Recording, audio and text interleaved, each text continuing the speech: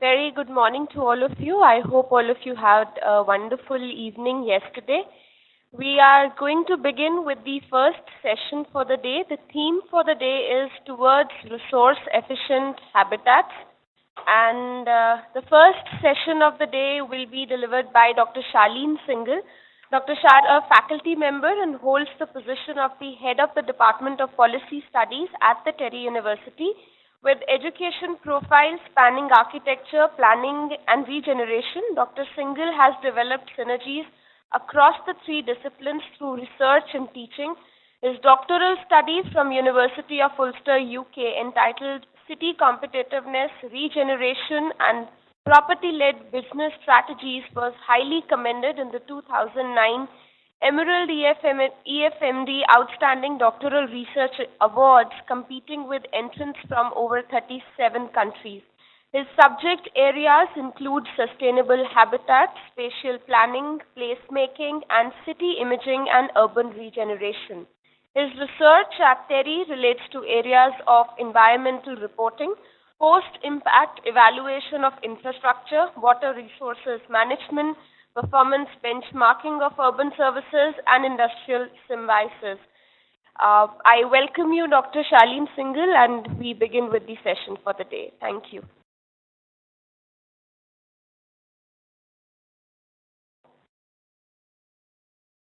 Thank you, Ritika. Good morning, everybody.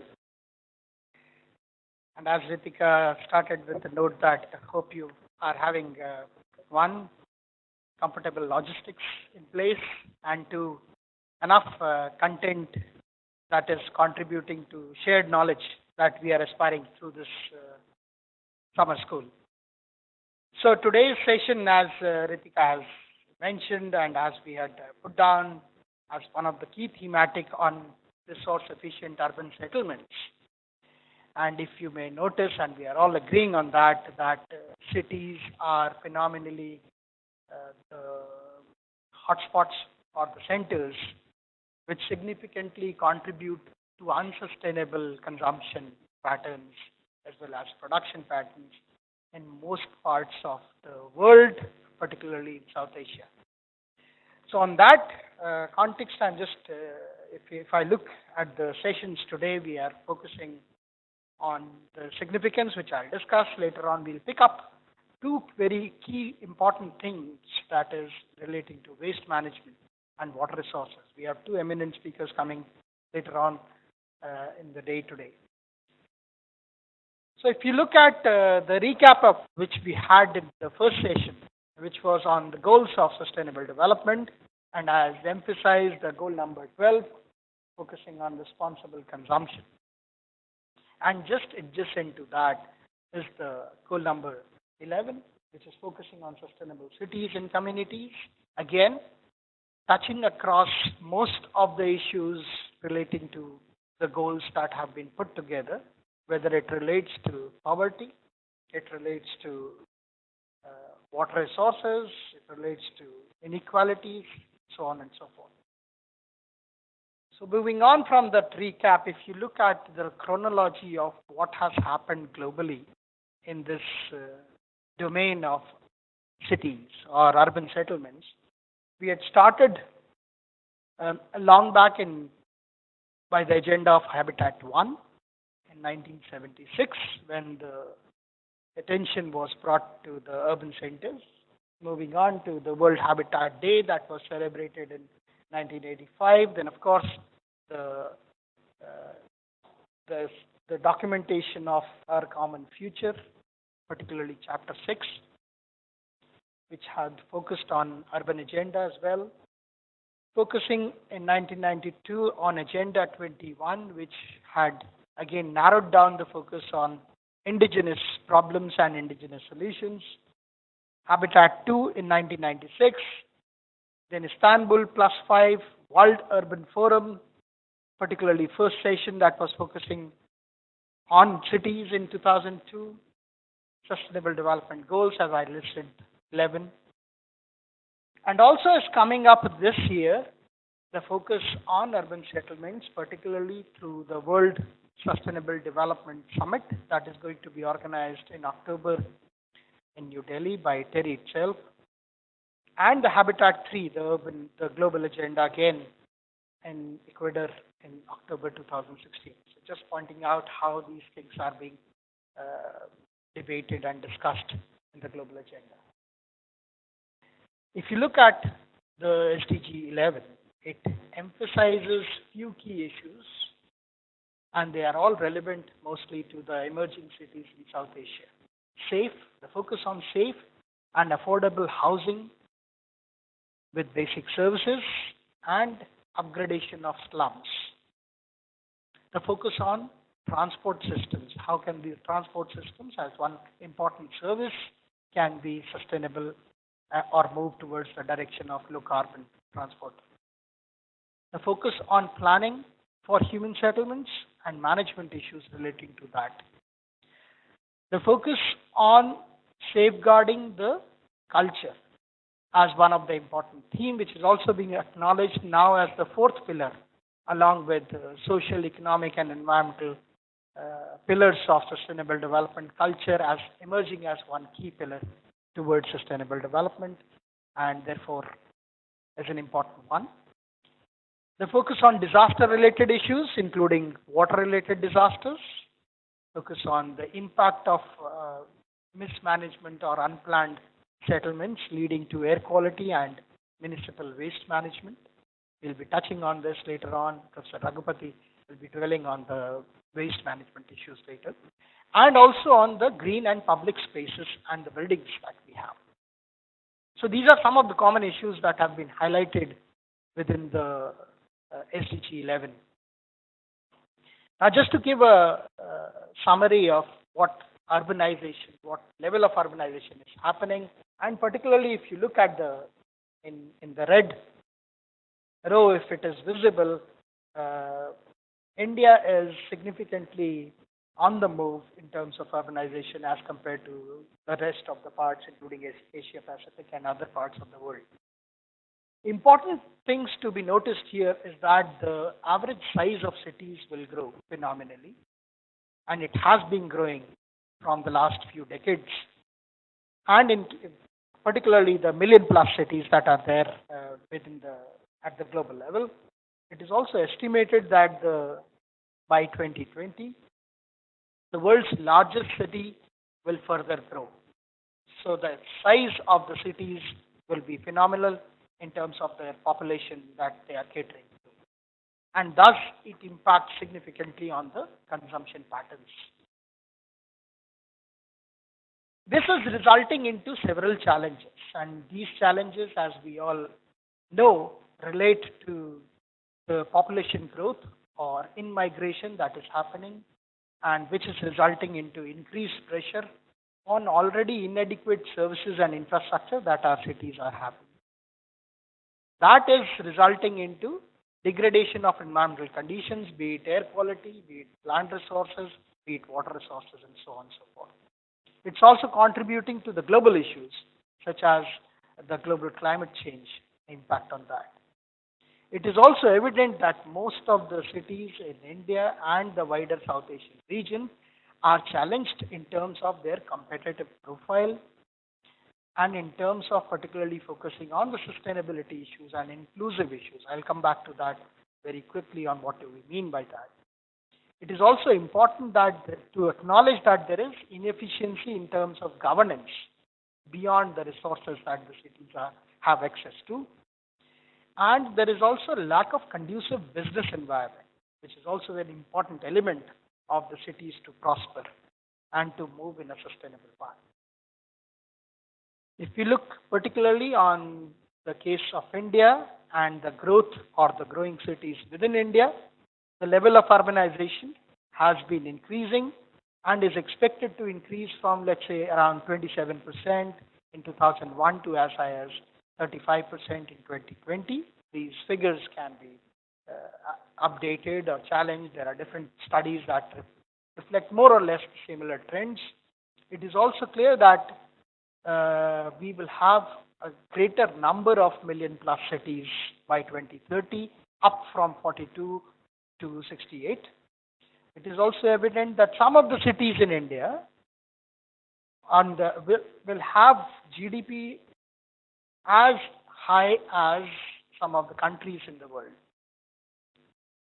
If you look at that, resultant stress on the cities, which is reflected by the level of services that the inhabitants in cities have access to, particularly focusing on some of the key areas such as waste management, the gaps relating to the provision and management of waste related services, and I'm not dwelling much upon it because that will be covered later on. And the second issue is the access to water resources, particularly the water supply. Again, we have a session on water supply later on. In addition to that, the services relating to waste, water management, or access to sanitation and sewage, the limited share of public transport that the cities are having currently, which requires significant upgradation and behavioral change at the same time. It is also reflected that we will, as this point has been taken up earlier as well, we do have some consensus on the thematic area of inclusive cities or inclusive urbanization. And this relates to some of the very significant and sensitive issues particularly within the cities in South Asia, because proportion of population living in multidimensional poverty. So poverty is not only reflected, as we all know, only by the per capita income, but multidimensional here relates to the access that these cities have to several other services and opportunities. Within South Asia is fairly low. There is high amount of gender disparities. There is limited planning for housing and particularly the urban poor, which is leading to increase in social tensions and crime within most of the metro cities within the region. It's also clear that India's performance on softer indicators such as of Human Development Index is fairly low. While on one hand we are improving and significantly aiming to capture the phenomena of smart cities or develop the pockets of development, at the same time it is important to keep a note that how we are performing on the softer issues of human development. So it can be summarized in terms of challenges which relate to spatial, demographic, population related, environment related, economic, social, and one of the most important is institution related. How well our institutions are geared up to actually provide that aspired goal of sustainable cities, how well our institutions are equipped to actually manage the resources that they have access to, so on and so forth. But at the same time, not everything is such a grim picture. We also have several opportunities that the cities do offer, and they do offer particularly the diversity that these cities cater to. They provide opportunities for innovation and economies of scale and choices. But that is again a phenomena that relates to unsustainable consumption pattern. At the same time, if the choices that are being offered are not in line with the aspired goal of sustainable cities. We also have another positive sign that urban areas do contribute significantly to one of the indicator, that is GDP. If you look at particularly the case of India, the built environment per se, one of the sector within urban, contributes to as high as around 17 to 18% of GDP as at par with any other countries in the mature economies. It's also clear that while they offer significant challenges, they are also having high potential if planned and managed appropriately to contribute to minimizing the consumption and optimizing the production. And that's what we are aiming for. And also that inclusive growth, which we are aspiring from the cities, is an integral part of smart cities. And this is one of the debate that has picked up fairly rapidly and significantly, at least within India and to some degree in different parts of the South Asia.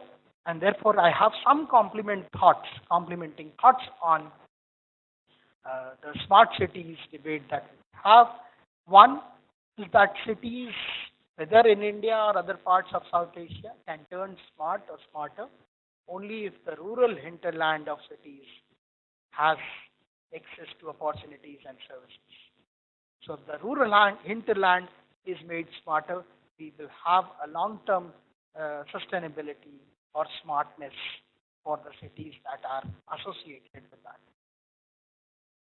It is also clear that smart should and shall relate to the livability and sustainability of cities, which are humane to its local inhabitants. Government of India has put up a very interesting and comprehensive overall strategy that focuses on good governance, coherent policy initiatives, emphasis on issues particularly safety, quality of life, and focus on institutional, physical, social, economic infrastructure, which of course is very, very vital for almost all the cities in different bands of development. However, what we are emphasizing that the interpretation of smartness and sustainability is unique for each city. And it depends on the stage of development that each city is in and the access to resources that the city has, including the priorities of its local citizens. And what I mean by the uniqueness, your unique proposition for each city relates to, for example, the first band of metro cities, the likes of Delhi and Dhaka, which are on one hand aiming to be competitive globally, do need and aiming to capture the opportunities for growth and development, do need to focus on some of the issues such as consumption patterns, access to in terms of looking at the optimizing the resources and energy intensity that these cities are faced with. It is also important to realize that these cities are having the potential of significant change or delta change or value proposition in real estate because of upgradation of infrastructure, which needs to be captured formally so that that delta change can be channelized back to upgradation of these services and infrastructure. We are talking of technological advancement and integration of ICT for these cities. However, that as a priority should be focusing on improving the efficiency and effectiveness of the delivery of urban basic services, and also that the significant existence of the business sector in these cities need to be acknowledged upfront as a resource partner. The next tier of million plus cities, for example, within India as Jaipur and Lucknow, do need to attract the potential for growth of manufacturing sector, which the country is aiming to push forward, and so that they are capturing, it is not landing up only in the metro cities in the country. It is also important that there is an urgent departure from the existing planning and management approaches that the cities have been using so far, and take a much more multidimensional approach to managing these cities. There are cities in the next as special categories faced with extreme circumstances such as Visakhapatnam, such as Kathmandu, which do require such kind of departure in terms of planning and management approaches. Cities faced with greater heritage significance, and cities overall, most of the cities which are falling in the third category of even challenge to deliver their basic services. I'm just putting forward as a concept in terms of a flexible and a tiered model, which is aiming to provide any inputs in balancing SCP for these aspired sustainable and smart cities. And it lists down several issues which I'm not getting in detail, but certainly can be taken up during the tea break or later. And I would like to end with this message that, again, the partnership between the participants here itself, with the delegation for the BLISS, representing all the economies within South Asia, can contribute in making these cities in South Asia to win. Thank you. Thank you very much, Dr. Shaleen. Any questions?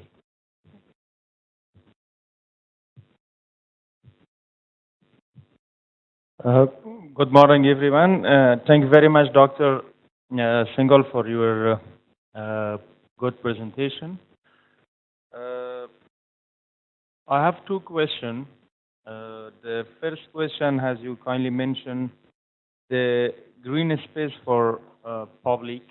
Is there any measurement for the city to have a specific area for green to use for the public, or as they want, the owner of the city?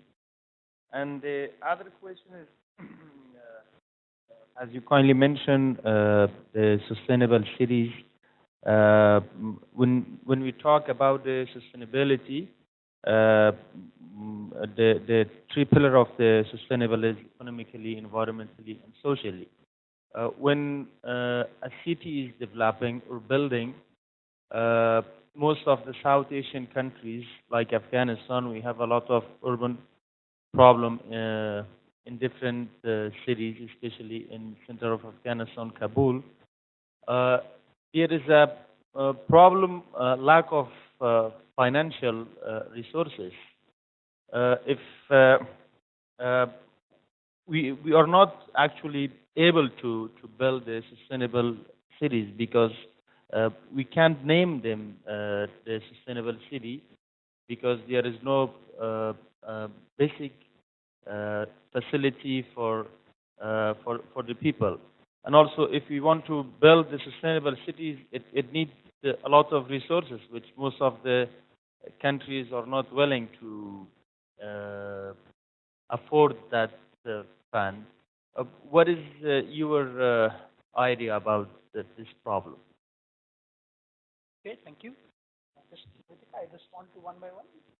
Okay, just picking up on your, I will start from your last question, which is on sustainable cities, and particularly if we are looking at for Afghanistan. If you remember the first session that I had on day one of the point was on design, moving from design for sustainability to design of sustainability, which means sustainability itself is dynamic in terms of how do we comprehend and define sustainability for that particular region, which means the cities aspiring to be sustainable in Afghanistan may have a different set of priorities to first get in place as compared to cities in Bhutan. And therefore, the definition of sustainability itself would be different or unique for the cities in Afghanistan. And we should start from there and move towards the next level of development and the forward-looking, let's say, moving up from provision of basic infrastructure, which I said most of the cities in India are challenged with, moving up to the ladder of how can we make cities more and more competitive globally. So it's a continuum that is there, and we need to identify where do our cities and that particular economy stand at that point of time. Second is your question relating to the green within the cities. I think it's important that cities need to acknowledge the power of green infrastructure, which is a recent phenomena in the academic and practice debate. How do you make the existing greens within the urban settings multi-usable or multi-dimensional? How can we make these green infrastructure, which is not only the green or the open spaces, but a wider set of the place that exists, let's say a wider unbuilt environment, the space that is available beyond the land that has been built. So all that will be different components of green infrastructure, and that is again has a different hierarchy starting from, let's say, city scale park and to a neighborhood park, and each has a multi-usability and multi-dimensional approach to be adapted for making it more and more effective for the local area or the local neighborhood to be more efficient and in terms of sustainability and smartness, and at the same time, if that is being planned all together with the comprehensive approach, may have a significant contribution at the city level, at the city scale as well. Any other questions?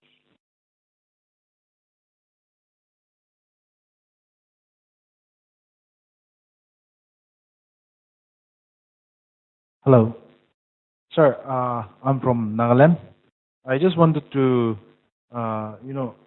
ask you regarding the policy of the government of India, particularly in urban housing for the poor. The idea of removing the slums. Now, this idea probably it works good in some of the cities. However, since I'm from the northeast, we have seen that the government of India has constructed a number of houses for the poor, which are lying unoccupied for the last 5 years. So, sir, how do we ensure that this centralization of a single policy does not happen, particularly when you take into account different regions of the country? We have the infrastructure, nobody wants to go and stay. Probably it's the culture or the some other things, but we just wanted to know what steps are being taken in this regard. Thank you. Just very quickly on that, there is no basic flaw in the policy. The problem is with the implementation. The policy is focusing on affordable housing, which is linking to provision for these houses, affordable houses for the urban poor, is important. But at the same time, the problem, as you rightly pointed out, is with the occupying these spaces. But it is the lack of comprehensiveness in implementing these policies and taking into account several other issues, including culture. So I won't say that there is a specific solution to that, but certainly affordable housing has to be continuously planned at the same time. But the focus has to be more into why these slums are being created actually, and just the faulty planning. If our planning approaches are faulty, we will always continue to create slums in whichever part of the country we are. Any other final questions? The lady here has.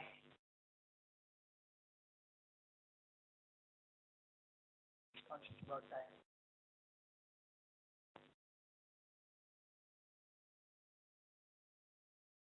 Hi, sir. My question is actually a little more fundamental about the very idea of smart cities and whether in itself is sustainable or not. So we see that cities per se still constitute very little of the total chunk of population that we have in our country. And it seems to be an imitation of the concept that we had abroad of basically making city centers and piling up everything there and moving away from agriculture as a trend we've seen over time and migration into cities. So cities, as it is, as we saw, consume much, much more and produce absolutely nothing in terms of hard product apart from services, which is the case in India, because the bulk of the service sector is in the city.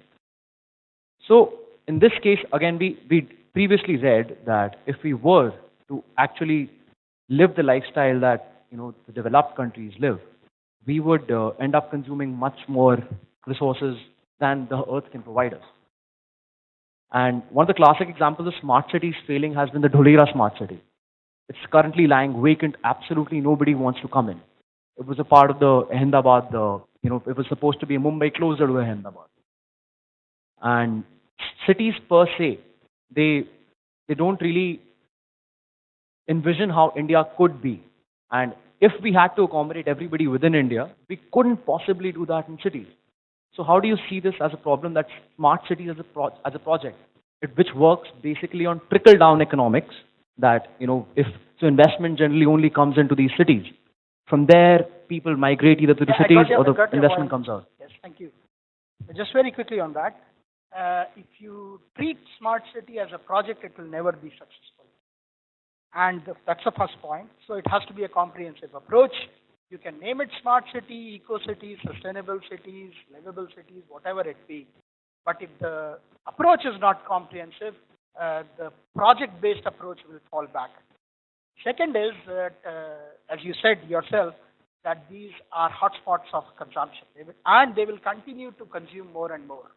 And this trend of concentration of pockets in cities will also continue.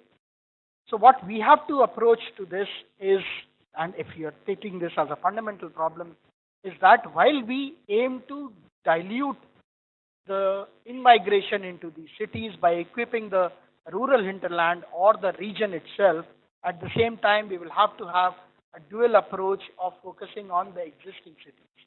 And that's where the redevelopment or revitalization of existing cities come into force. So it's a dual approach that is required for the cities to take place, whether they are aspiring to be smart or sustainable cities. I'll pick up the rest of the question at the tea time.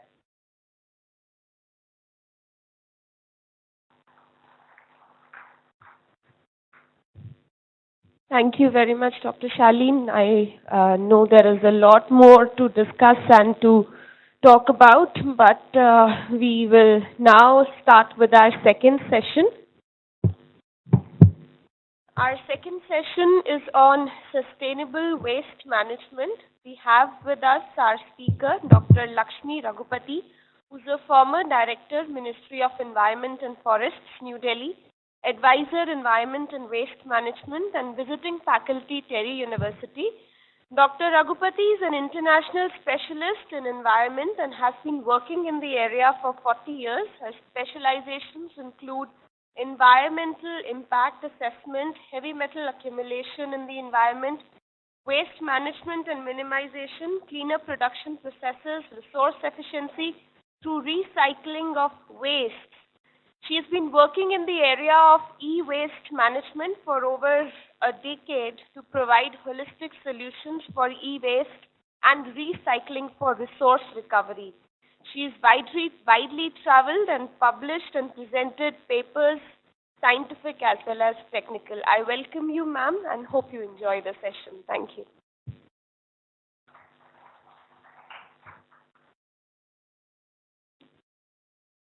Thank you, Ritika, and Mr.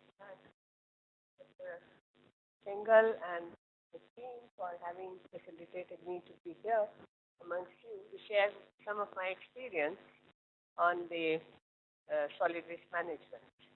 Basically, when we talk of solid waste management, our vision is on the municipal solid waste. The bulk of waste generated in the urban conglomeration. We do have a lot of waste generation in the rural areas, and that is somehow absorbed within the system. And last week I had a talk on that. So here is the waste generation, which is a sort of more than what can be digested.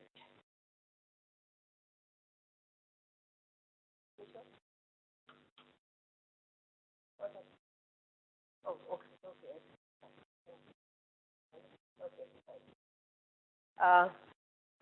Basically, some of the aspects of urbanization, one is a positive one.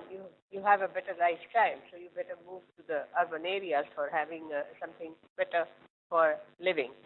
But at the same time, you are giving a lot of you're having a lot of impact on the urban centers, and there's a huge migration, especially in big cities like Delhi, Mumbai, Bangalore, Kolkata, and now Hyderabad also. Most of the big cities are now getting huge migrant population.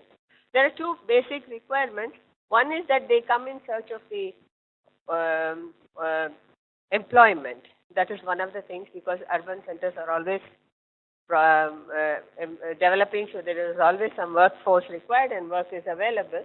And second one is some unforeseen circumstances. Right? Recently, there's a huge migration from Bihar because of the famine, because of the water shortage. So people are moving just to sustain themselves.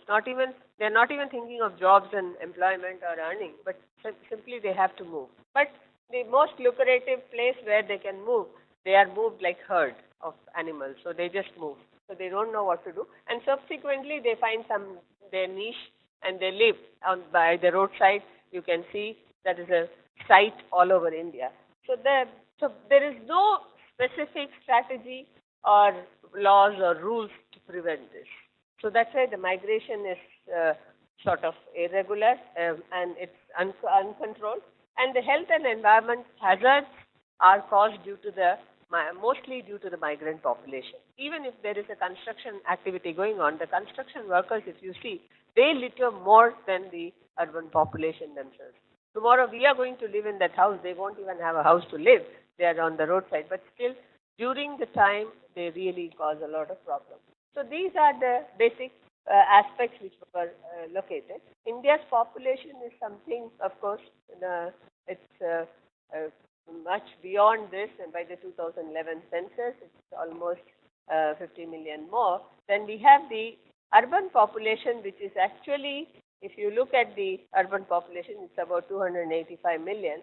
So, and then the urban areas occupy something like 5,061 square miles. So that is why the disproportionate occupation is there. So the towns, the movement towards the towns, if you see, it's much almost moving in two folds or three folds.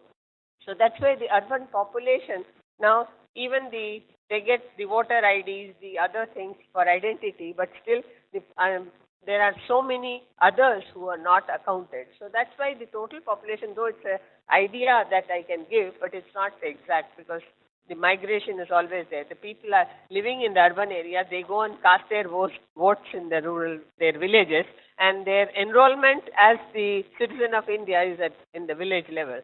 We do not know what is exact, but somehow it has moved from something like 17.3%, and it's expected to be about 41%. Now, the waste generation per capita is something on the increase of 1.3% per annum. So that's a huge amount. So the yearly increase is average about 5% annually, and India produces about 42 million tons of solid waste annually. This is the guesstimate. I won't say because in some places, some cities, some areas, some states, there is a good estimate carried out because they are doing something with the waste. But by and large, if it is going to be just dumped in the dump sites without even assessing the sites, then it becomes a little bit of problem, so they do not know. But on an average, the per capita generation of waste is around 200 to 600, less than half a kg, around half kg. So it's much less than what the Western world generates, which is about 2 kgs, 2 to 2.5 kg. So ours is 1/5. But still, the problem of waste is much more. So this I won't go through in detail. The proportionate waste that has been estimated, this has been estimated for Mumbai, Delhi, Bangalore, and about Kolkata and 5 cities. In 5 cities, they have it has been estimated that about 30 to 55% of the matter can be is biodegradable. Inert matter is somewhere around 40 to 50. Recyclable matter is about 5 to 10%. Here, this statistics was conducted much before the major waste which is now created because of the development of metros, the construction and demolition waste, which is huge now, which really will tilt the balance. But that is included in the recyclable waste, so it is going under the recyclable material. Now, the waste in urban areas are really the issues that are there are because of the indiscriminate disposal and unopened dumps which are there for garbage. Though there is a norm, there is a requirement for putting up the sanitary landfills, but they don't do it. Then piles of garbages on the roadsides are also there, which are not attended. And sometimes there is also a strike by the municipality, so they will not lift it. So even what they can lift it. So, and then sewers and others are choked. This because of the water bodies choking is because of the plastic. The plastic percentage in the municipal solid waste or the urban waste is growing day by day. There's huge amount of plastic, but in some places in India at least the plastic has been banned, but the banning is not very effective in the sense that what has gone into the system, it's really causing a major problem. So then you have the overflowing landfills. Landfills are never, we don't say that this landfill can hold so many million tons of waste, period, finish it off. No, it's not like that. Keep on adding till it's visible and it shows a big mound out there. So that's another thing. Then the other part is the scavenging, which is very predominant in India, and also the stench. You see the smell. And this is and you have, the other part is the open burning. The open burning out here is legally not allowed. Under the Environment Protection Act, it has been notified that there should be no open burning, but still it is being burned.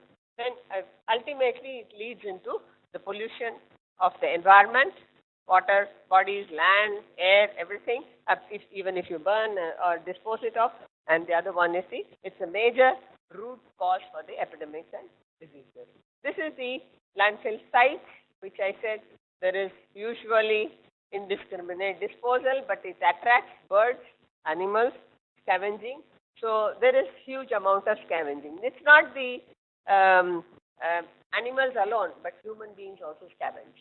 They scavenge for two things. One, food source. Another one is for the material source, because they try to assess and take out the material from the waste dump sites to convert them into resource. So they are doing some sort of a service, but it is not a properly organized service. Then you have the community, which is the rag picker community, where the employment is totally unaccounted for. Little children, pregnant women, then also the anybody and everybody tries to be a rag picker who tries to pick, and these are the people who scavenge. And the recycler, I'm talking of one recycler who is irregular, irresponsible recycling. And this recycling activity has come to sight only when we started assessing the electronic waste, the e-waste recycling. Because there is abundant recycling activity. The other recycling activities were not so visible, especially the paper, plastics, glass, etc. They used to collect everything, the recyclers or the kabadiwalas, as we call the scrap dealers, they used to collect and hand it over to another agency. Whereas what was happening was, they were trying to recycle or recover material by themselves. So the irregularities came to notice only with the irresponsible recycling of the electronic waste. Now, the basic management system, though we had the law notified in 2000, the Municipal Solid Waste Law. Subsequently, in 1989, the hazardous waste law rules were notified. Then we had the Municipal Solid Waste rules. Then we had the plastic waste rules. So almost all the wastes rules were notified. I'll just show you some slide on the updation of those rules. But all these rules were not implemented. The enforcement was the weakest link in the system. And the other things that was to support the enforcement was the planning for the waste management. If you generate waste, even for the parking areas, now the automobile population is increasing so much. So the parking has become a major problem. People even kill each other for the sake of the not disciplined in parking. So similarly, the waste dump sites have to be planned. There has to be allocated areas. This has not been there. So that was one of the major problems. Then there is no institution which would actually plan and design. When we say why they are dumping, there is no planning of how to manage the waste management, waste sites. How do we prepare the waste site to prevent it from creating any environmental problem?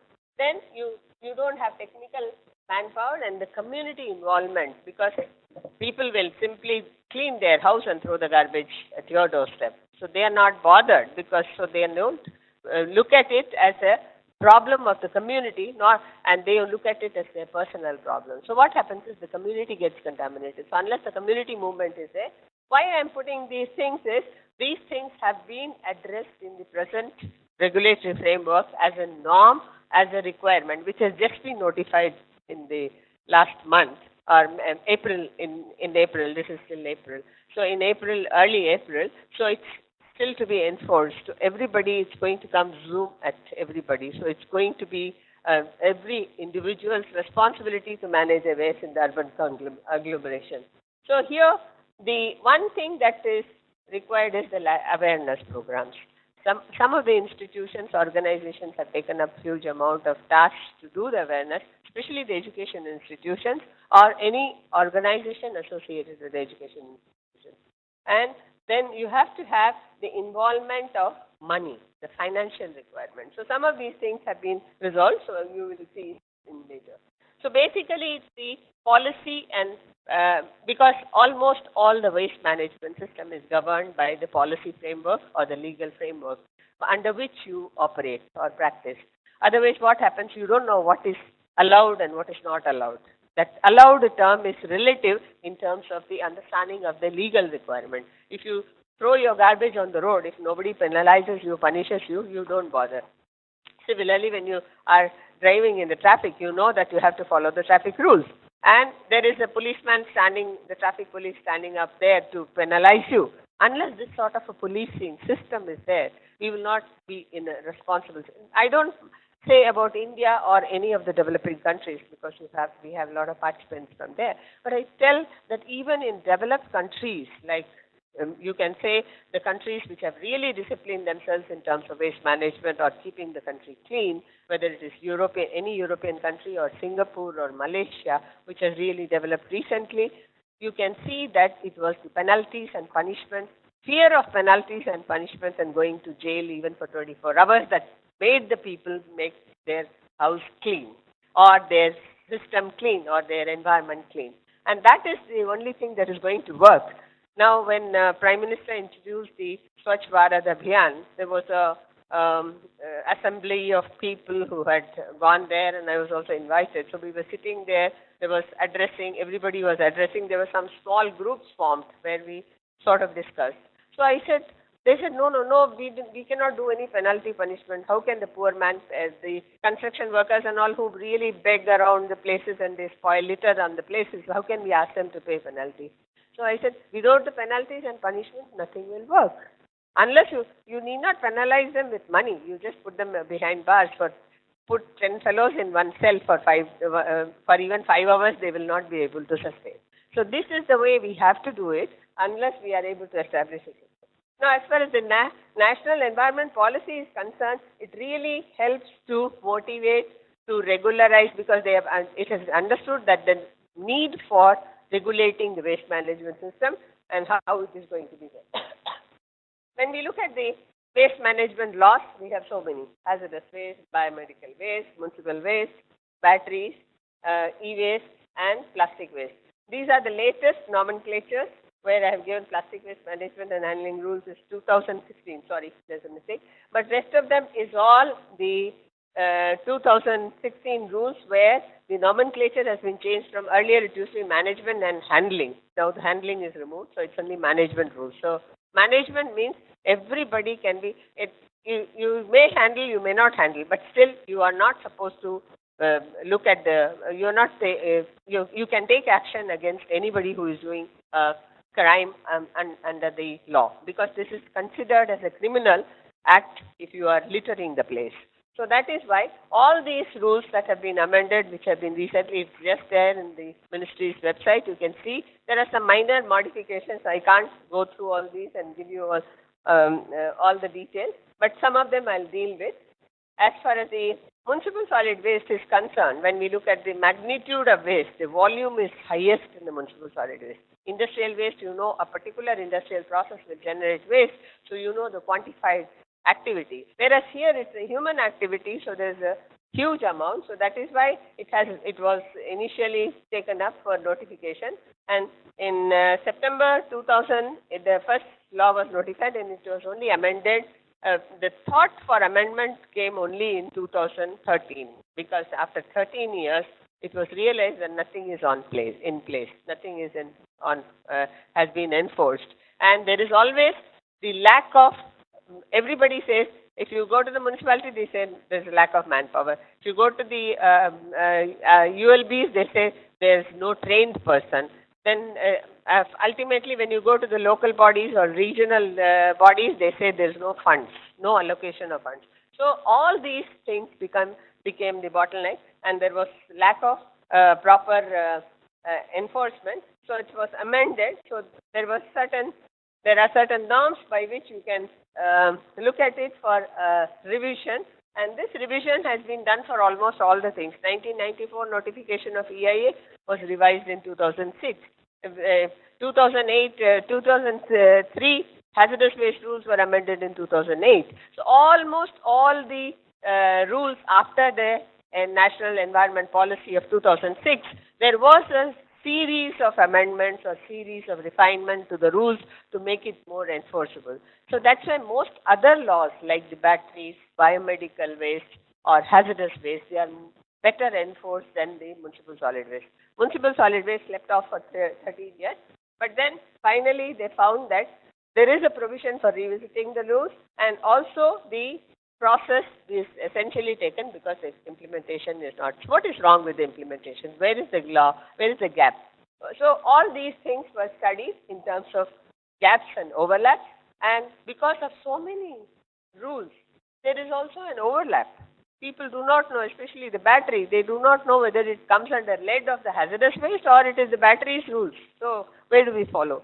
So these things were all looked into, and also the funding mechanism, because unless there is upfront money available for management, nothing will work. And the other part is the implementation of polluter pays principle. That has not been enforced in the municipal solid waste. This has been enforced in the hazardous waste rules. So whenever there is a hazardous waste disposed of in an indiscriminate manner, the industry is caught. So here it doesn't happen. So there are so many of these, including the awareness and willingness to keep their surroundings clean. Recently, I went to one of the, most of our cities are developed with the villages in the center. So whatever villages were there, they're existing. If you look at any city, you'll have, there's one village around this place near INA Market, south, behind South Extension. That village, I went into the village, into the lanes, and small lanes were there. It was full of garbage. You had to walk on the garbage. Then both sides is garbage. There's a manhole in the middle. They said the manhole is choked, so the water is coming out, so they have opened it up. So how do you walk? And then I told that there were so many ladies standing there, and I said, why can't you keep your place clean? They abused me like anything. I had to fly from that place, otherwise they would have beaten me down. They said, "Aap to badi badi gaadi mein aate hain, you are doing this, you are doing that, and you don't know how we live. We are existing, we get 2 meals, and we can't take care of all this because this will cost." Municipality doesn't do the work because they will come and collect the hafta and go away, because we are not legalized. So they simply started complaining, and they were not aware of the fact that they are themselves creating the problem. So this is the reason. So one has to be made aware that you are responsible for it. You can take care of it. So if you look at the sources, you have so many sources, including some part of industrial waste, and now the C&D waste. So many of this, we can include it in the commercial, institutional, horticulture, road sweeping, etc. So these are the basic sources of solid waste, and these are the new law specifically addresses the duties for each of these stakeholders. There are so many stakeholders, so many sources from which it is generated. Most importantly, so far the last rules did not really, though it had tabulated the functioning of the waste generator, but it didn't say that the waste generator has to take care of these things, and if he doesn't comply with these, source segregation, not to litter the place by throwing the waste into open spaces, pay a user fee, this is very important. Then gathering, or the parties, if they have a bigger assembly of people, then they have to inform, saying that we are having these people, and there will be so much of litter, so they take care of disposal of that. And the in segregation of the waste at source. So all these things have become now mandatory responsibility under the new law, 2016 Municipal Solid Waste Notification. So if they don't do it, it attracts penalty and punishment. So I'm sure there will be some sort of a trigger in us complying with the laws, and that is the reason why we say that one has to make it mandatory and allow and there has to be, followed by this, it has to be suitably, I'll say, penalized and punished. And there could be a system, because here in the manual it has also been stated, it could also be rewarded for some of the communities which are able to do this management and raise above the level which is required, even bare minimum. So if they are able to do that, so it's for both incentive and disincentive may work. These are the stakeholders, the big organizations, including the NGOs, the communities, the state, the hierarchy from the center, state and local, that is municipal corporation. Then you have the waste management industry, which becomes a potential activity which will earn revenue, which will take care of the losses due to the negative aspect of it. This is how we started with the hazardous waste. The hazardous waste, no industry wanted to have hazardous waste management as their business, because they said this is a negative business. So the government took an initiative for incentivizing them by giving them a grant, a subsidy, which was a small amount. They were spending about 10 times that amount. 2 crores was given, 20 crores were required for that project at that time in 2000. So, but then still it motivated them to build it into a business. Today, all those big names which are there in the hazardous waste management, who are setting up facilities, doing now recovery also, they are all the people who champion the whole system. So similarly, in the case of this also, it is required in the municipal solid waste. Then you have to involve certain organizations, the universities, etc., to push the matter, both in terms of looking at it, what is the potential for this waste, whether this waste needs to be disposed of or it can be put back in cycle. That is the R&D side. The other side, the universities and other educational institutions can go for creating awareness. So they should form the centers for awareness. Now, there are other stakeholders in the whole business, the waste generator, the prescribed authorities, which is a huge list of authorities from the center to state to the local levels, urban local bodies, etc. And all these people have specific roles in the whole system. So unless they are given a specific role, suppose the state government has to notify a land, it is their responsibility to notify that land that this land can be utilized, this is no longer suitable for construction or some other purpose, some other utility, so this land can be used for containing the waste. And over the time, even in Delhi, we have the place near Nizamuddin, which is the Rajiv Gandhi Udyan, which is actually originally a waste dump site, which has been developed into a park. Now, they are also proposing to do the same thing with the other sites like Gazipur and all, where there will be a future of development into a park area. So something like that. So all that planning can come only from the state government. So the prescribed authorities in the role from the state government to this local bodies, everybody will be responsible. Local bodies have to ensure that every individual segregates the waste and deposits it, so that they can channelize the waste. The source segregation will help them to channelize the waste either through useful means or to a final disposal. Then you have the Urban Development Department, and this Ministry of, everybody says, oh, it's an environment problem, Ministry of Environment. So Ministry of Environment says, how much can I go? The municipalities and urban local bodies are under the control of urban development. So the urban development has now been roped in the rule itself, otherwise they were only doing the guidelines. Then you have the local commissioners, then district magistrates, then the Central Pollution Control Board, then the State Pollution Control Board. So all these are the responsible people who have to enforce. So each one has got an agenda under each of these rules, and this agenda will be enforceable. The newer features in these rules are, there is a timeline. We have never had targets or timelines in most of our laws. That is one of the weaknesses why the enforcement is poor. So now there is a timeline for implementation. 3-year time is given so that everything is put in place. So at least in the tenure of the Prime Minister, there will be something visible, because 3-year time everybody has to roll out. And the classification of the cities into class 1, class 2, class A, class B, class C, etc. has also been done, and all of them have to meet the requirement. It is not that earlier it was only class A cities, but now it is all down to the line.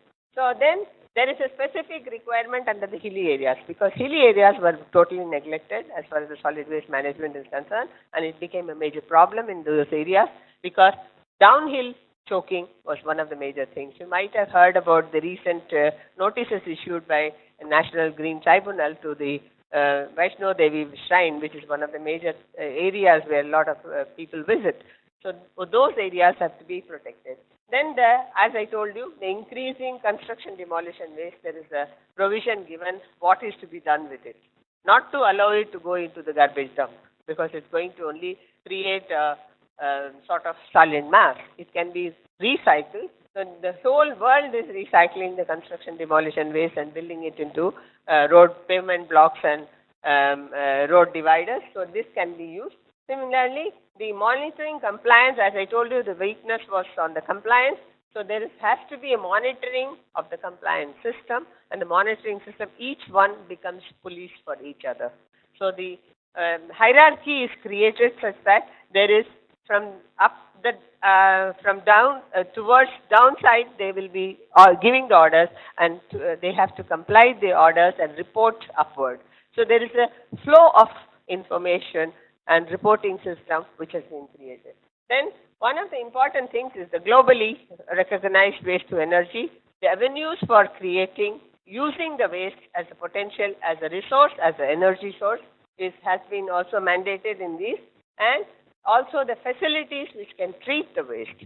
You have to have some treatment of the waste before it goes for a landfill disposal or it goes for a manufacturing like the C&D waste.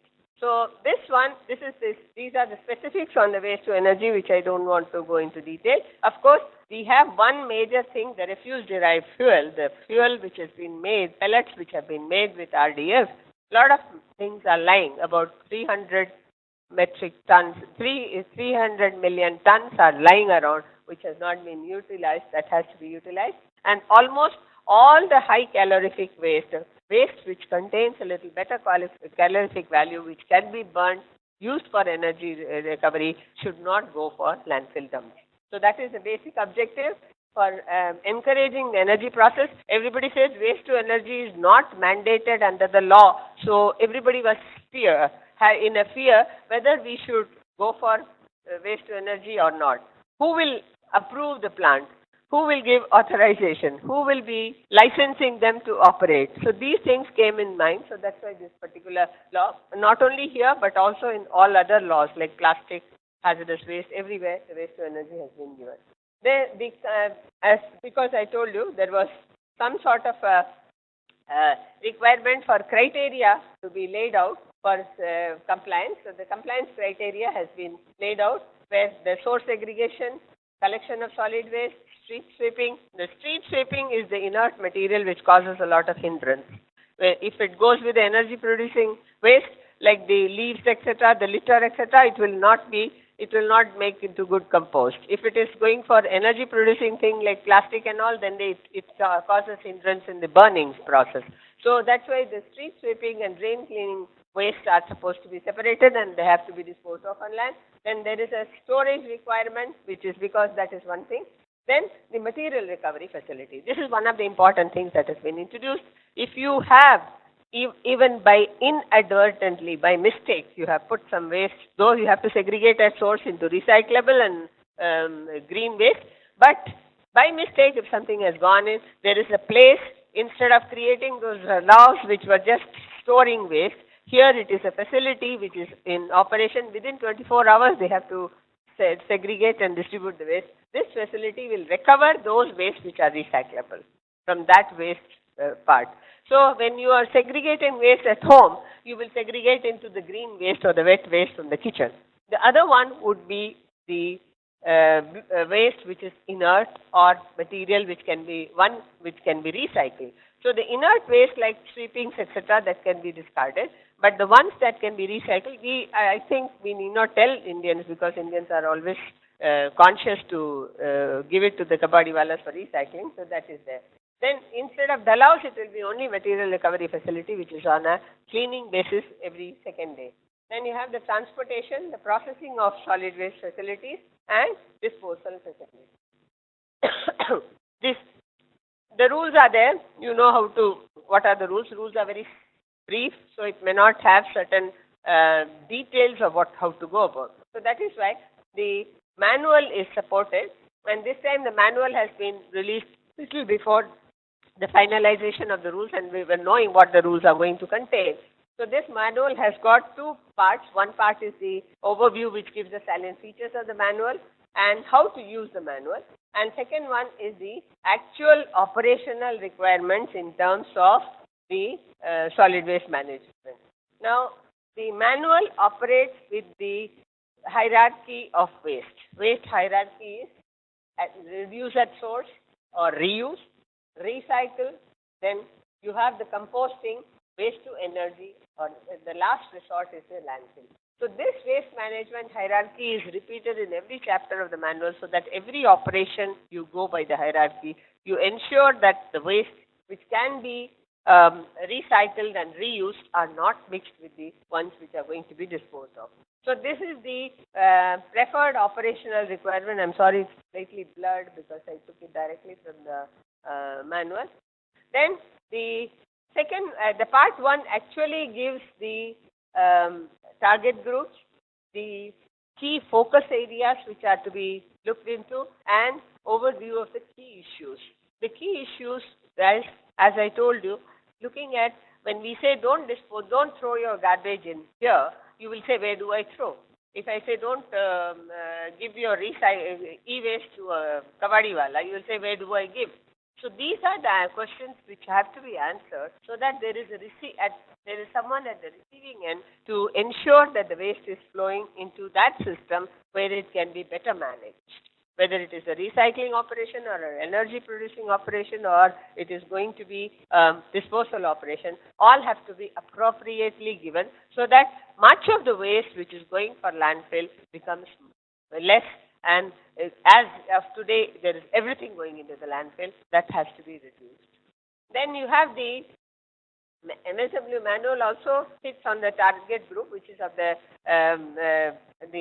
urban local bodies of the state, and also the health department staff, so that the total system, that is the consultants and private operators who support their activity. Suppose they want to execute some activity, there has to be some agency which will execute the activity. Everything cannot be done by the municipalities or the urban local bodies. So the system has been created. So there is a system which will operate with the sort of cohesive group of people, and also on and off technical experts, engineers, etc. are involved in these committees and to decide. So it has to be, every decision making process has been also timed. It should not be indefinitely put off. They will say, okay, today some problem has come, we'll hold the meeting after 3 months. That is not feasible. It has to be disposed of within 15 days to 30 days. So a basic thing is on, there are certain chapters, chapter 1, chapter 2, chapter 3, chapter 4, that's up to chapter 7. Each one gives the step guidance for the process. In this one, the planning. The first part is you have to plan. What would be the guesstimate or estimate the type of waste, quantity of waste, how do we dispose of, what are the practices required, best options. So all that planning step is first. Then you have the second one, the action, which is containing certain technical things. Here you have to collect, segregate and transport. Since there is a segregation at source, that is not enough. There will be one mixed waste which is coming to you, where you have to again segregate. That's why we said the MRF, the Material Recovery Facility, can take care of it, or even it can be done at the local level, it is good.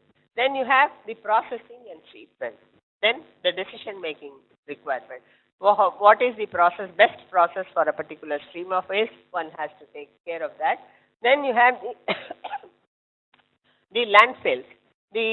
There is some waste always, or a residue after processing, which has to be disposed of. So there has to be something which is going into the landfill, though the aim is to reach a zero landfill state. So the zero landfill would be the best approach if it is possible. But till then, you have to have provisions for that. Then you prepare the MSW management plan, the solid waste management plan, which links with the legal requirements. So the plan will say, okay, according to this plan, according to this rule, this has to be taken care of by so and so. So there will be a flow of material. Then you have these services. If I plan, everything is there, this system society is there, but who will take care of the waste to be transported to that place? There is a facility which will take care of it, but one has to reach it out. So that servicing, so who would be the servicing agencies? Who are the agencies who take care of, and how do we do it? And the last part is the special waste stream. No matter how much we segregate, no matter how much we take care, there are certain streams of waste, including your CFLs, bulbs, your glass, something which gets into the municipal solid waste. Solid waste from the household or from the urban agglomeration contains a mix of material. So there are some special waste streams which have special laws which has to be followed. So that particular waste stream has to go, and you look at it. Then the basic innovations in the manual is I showed you the direct diagram of hierarchy, so that every time you're reminded, every chapter has that hierarchy diagram. You can all go to the manual. I'll give you the website. You can open up the manual and see. Every chapter will show this hierarchy, so that you're reminded that you have to follow the hierarchy. Then the waste minimization is also one of the things that you use certain materials which can be reused rather than or recycled rather than using the disposables. So if you have an option for using materials which can be washed and used and cleaned, but rather than giving it for disposal, our basic change of our culture or our lifestyle is we are adopting more and more for the disposables, both in the urban areas as well as in the medical practices. What we found as a problem in the biomedical waste rules, which was notified in 1998, was that the disposables were increasing in the medical institutions. And in biomedical waste, when the disposables increase, it's a major problem because they have infectious waste contained in it. And if these materials go into your normal waste stream, it can cause havoc because your organic matter will provide a good food or substrate for the organisms grow, and they will proliferate. So this was the thing. So anyway, one has to see that. And the household hazardous waste fractions, which have to be segregated. We have two major streams of hazardous waste, which is apart from the smaller things which we use in the chemicals and others which we use for cleansing agents and detergents and all. But the major stream that today is the sanitary waste as well as your children's diapers, because earlier nobody was using diapers. Today diaper is a major volume of waste in those households which have small children. So what do we do with that? How do we dispose it of? So that has been addressed here in terms of the fraction. Then you have the strategy and policy planning for at all level, local level, regional level. So if there is a regional planning, it takes care of a holistic, it gives a holistic approach, and it will also be able to provide the guidance up to the grassroots. Then you have the urban local bodies. Then the data clarity. As I said, we don't have really figures.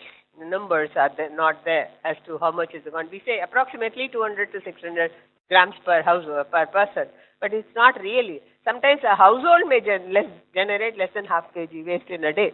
So it is possible that one has to have a proper accountability, and at least at the local level, one can give the data so that cumulatively you can figure out what would be the thing. Lastly, the financial sustainability of any of the systems.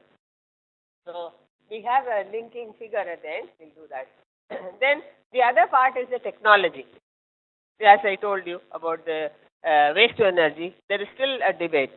There is a lot of debate on the technology part of it, where what can be done, what should not be done. So each system has to be accommodated. Then there are various options for collection, transportation, storage, and treatment. So all these things, processing, treatment, and disposal, all these things have to be planned. So there is one of the major things is the system, whether it should be centralized or decentralized. Here, as far as the municipal waste is concerned, something can be done at the local level. At decentralized manner, you do it at your own household, your own community, your own locality, and then further to that you give it for a centralized facility. So some of the things like preparing compost, today it's very cheap. You can do it at the household level. You can buy a small composting earthen pots which cost less than 200 to, it costs between 200 to 500 rupees. And it will last, you keep on adding your kitchen waste, it becomes a compost over 20 days. So 20 to 30 days, it depends. If it is very moist conditions, it may be longer, but in dry conditions, it does happen. So those things are available. So there is that is where the awareness is required. Then you have the informal sector. We have a huge informal sector. As I told you, in the electronic waste, we really located that 90% of the electronic waste is recycled in the informal sector. But whereas the other things, there is an informal sector which acts as an intermediate. They collect, they put the things together, and they separate the things so that they are channelizing the things. So their potential has to be exploited so that they become an integral part of the system, rather than setting them aside. This is one of the one of the suggestions in the National Environment Policy also, to integrate them. Then the involvement of the community. Nobody should feel left out. I'm not a part of it. I can throw my garbage, I'm not a part of it. That should not be the attitude. Then you have to have the carbon footprints. How do we calculate carbon footprints for every small activity? That one has to be given some. So there are some case studies which we will we'll see our own case studies. These are the existing framework, which I'm not going to discuss. What is extended producer responsibility? EPR. Does anyone know?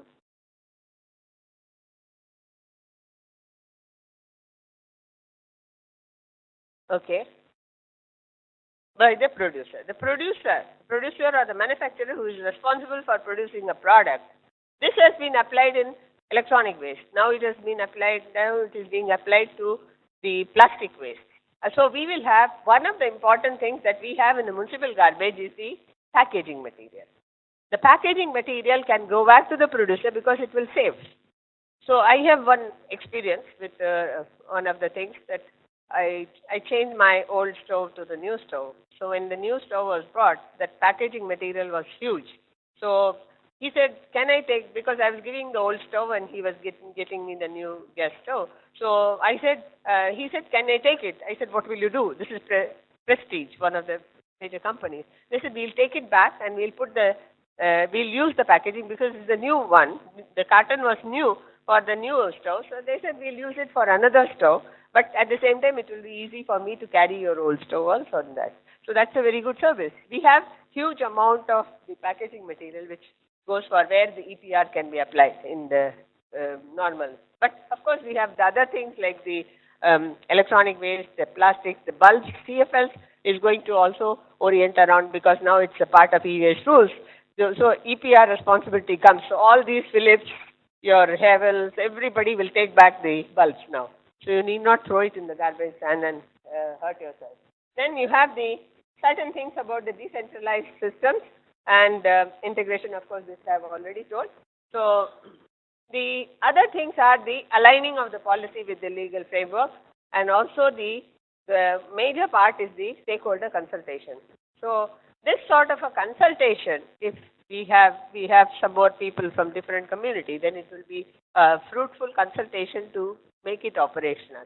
So I even, when I teach the students, I give them a project. How will you manage the waste in TERI University? So give some, so some people have done the project on that. Last year also one batch, one of the groups did. This year also they've done. So this sort of a thing, they will give some new ideas. So there is a novelty in the whole activity. So that really triggers the community to participate. So then you have the planning procedure, and this is a sort of a 7-step planning. Then this is the source segregation, which I am not going to go in detail. Here, this is the ideal, minimum 2 bins. You have the green wet waste in one green bin and the other waste in blue bin.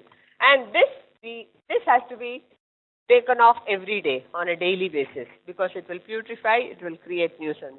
Whereas this one can be periodically collected. It need not be collected on a daily basis, the blue one. There is this third part, which is the sanitary waste and the diapers, which has to be also collected on a daily basis, and that has not been designated the time. Here, I'm sorry, this particular thing is not very clear. It is 8-bin model which is adopted in Goa. So they have purple, yellow, green, all sorts of, rainbow colors. They put all the colors and they're very happy with that. So that there are different, and each one is categorized. And 50% of Goa, it used to be just in 3 localities. Now it has been, they said it has been spread to 50% of the central Goa. So there is 8 bin model, and each bin says what you can drop in the bin. And these are not means they are within 1.5 to 2 kilometer location from the households. So this is a common place where they put it and they collect it. There are some shopping centers. They have put it in the schools and education institutions, and they put it in community areas.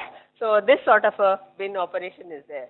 That's really interesting because you see the person from Goa when they come to explain what they do, and they find it so easy that they can collect it on a means periodic basis, so they can lift the waste according to the putrefaction or the waste degradation process. Then you have the secondary source where you have to provide certain transportation. Now, in India, since we have a lot of labor, why can't we have manual transportation? We are opting for mechanized transportation of waste, where the mechanized transportation is, for namesake, the whole truck spills the waste all over the place. Because they are not properly, the transportation has to be in covered containers. It should not spill, and then it could be tilted into the waste site, which is not going to be the dump site now. It's going to be an intermediate site where they will do some sort of a segregation. Now, the vehicles and all are given here, but here there have been some studies in Pune and Shimla, and small cities. There have been number of studies: Varanasi, Nagpur, Pune, Shimla. All these places, they found in the smaller cities it's very easy to implement. It really gets implemented, but it gets forgotten also very fast. So after a short while, you will see the same situation. So things doesn't work.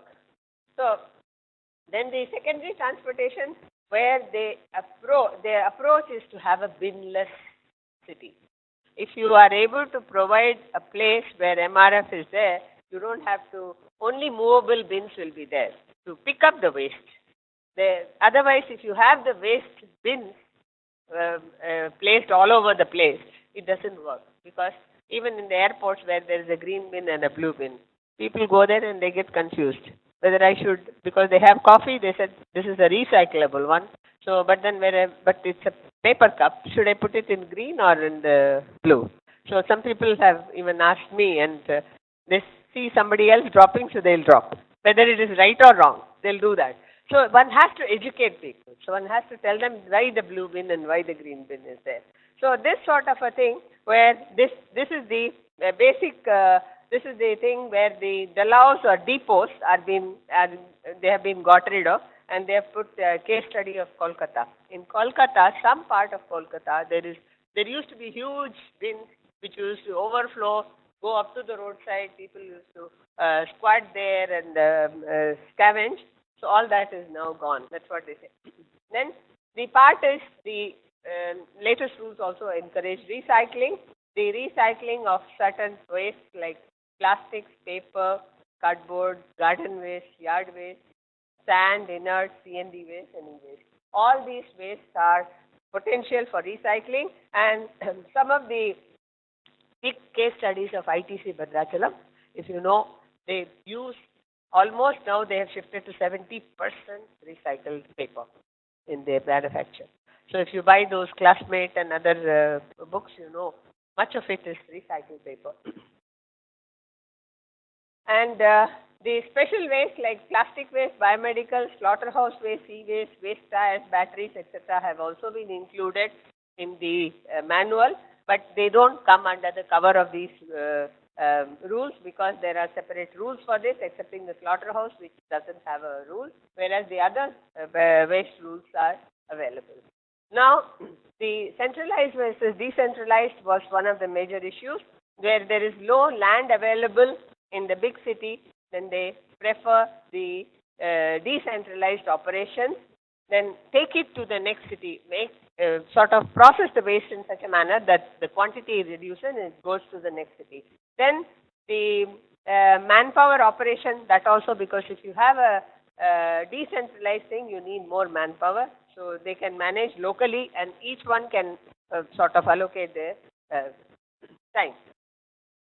Now, the one thing which I want to show is the Moti Bagh project, which is a self-sustained project. It's a household community of higher level government officials. Most of the secretaries, etc., live there, the new Moti Bagh area, where it is known as the Green Planet Waste Management System. Nothing is waste.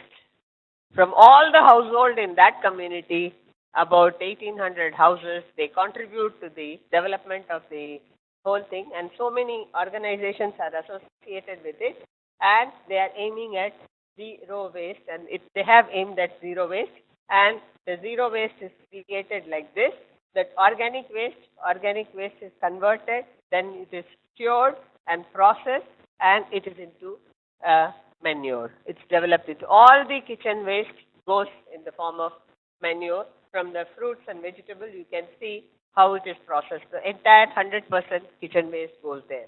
Now, the next one is the horticulture waste. The kitchen waste is not treated along with the garden waste. So, the horticulture waste, the grass shedding are all dried and pellets are prepared. These waste pellets are also manure. They can be used as manure, but it takes time for digestion because of a high level of cellulose or lignin present in it. Then you have the plastic waste, which is processed in the machine and immediately made into fuel. You can see that they will prepare tea for you. If you go to visit this facility, they will prepare tea for you in the gas which is installed there, and they're supplying the gas to the community which is living within that campus, which is the servant community. The servants are living there, the EWS scheme.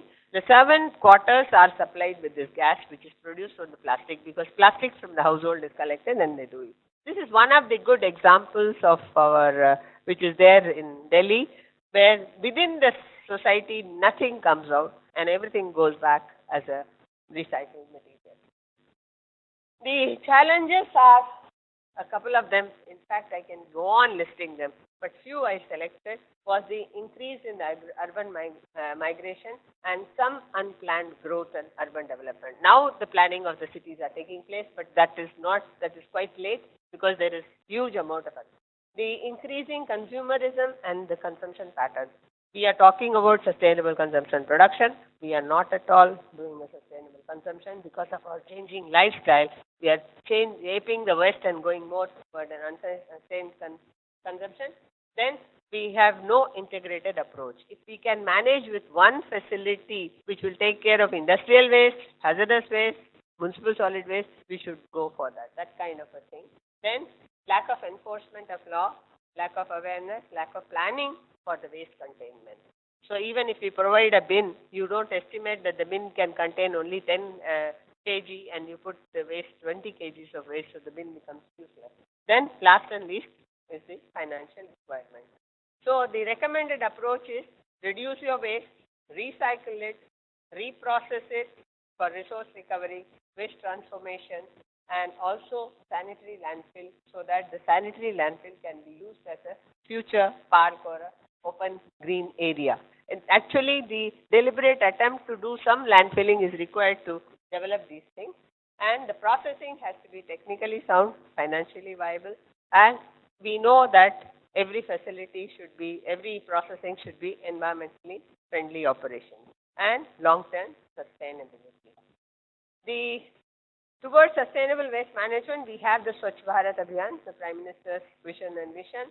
The rethinking of urban waste policy is one of the white paper that has been worked out. I have this policy, and this policy actually gives a reference to the laws and requirements of compliance. Then you have the waste to energy system, which was sort of controversial, which was even shut down. Now it is again in process and operation. For waste utilization, there are many different ways. As I told you, even at the community level, you can create certain utility for the waste.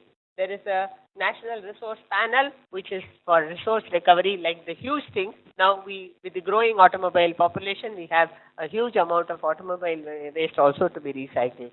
So all that thing will be looked at as a resource and done for planning. So if we are able to, what is integrated management is you have a sustainable system where community, the policy and regulatory regime, corporate action, and financial support are giving a sort of push and facilitating the whole operation, then only we will be able to achieve the sustainable waste management. So some activities like the recycling of clothes, this is being done in Maharashtra, and this is in Okla. So there are, and a lot of work is being done in Tamil Nadu also. They reinforce the clothes and sell it as a second-hand clothes, or they may even break it into some other recovery system rather than making it waste. Now, as far as the waste sites which I showed you up there can be transformed into, if you are able to prepare manure, you will have good plants. If you are able to use the dump sites into green patches, it will be resulting in something which will be useful. Then you have the waste. This is one of the failure stories. We put the bins for e-waste, there was no collection. People were putting something, somebody was removing it to take it for a repair shop and use it. So that was one thing. Another one was when they found no e-waste was going into it, it was being used in some of the government offices as a spittoon. People were spitting their pan and other things. So it was I won't consider. Of course, if you go to the WWF office, it is a success story, but you will not find any e-waste in it because nobody will voluntarily dispose e-waste in India unless you give some cash across the council, some incentive is there. And this is one reuse, which is by one of the waste recycling companies. They have put up they have removed all the hazardous material in it. They have used the thing as a flower pot. They don't buy flower pots. They only use their monitors for flower pots because the monitor plastic is not so environmentally friendly for recycling. And there have been a lot of murals also created. This is the clean roads of Gandhinagar, where the enforcement of Swachh Bharat PM had done when he was a minister. And there is a difference between the Gandhinagar, Ahmedabad area. And of course, Surat started with the plague. So a lot of areas in Gujarat, Rajkot and all, which is actually a hub of activity, but people take care of the management of the waste. So that is there. Then you have this is a Mysore community, where only the communities do everything. They don't expect the municipality to do anything. The sweeping is done by the community. They don't just sweep their house, they sweep the surrounding areas by turns. They have their area. The waste is collected and taken to a facility just in the outskirts between and the Mysore Road, where they deposit the waste for reprocessing, recycling, and that waste has got recycling as well as the compost manufacturing unit. So there is no littering around. This is not today's picture. This is almost 6 years old. So it's around 2011 that I took the picture, and it is still like that. This is again the same Mysore Road coming towards Bangalore. This is the area from where we go to turn to the left to that facility.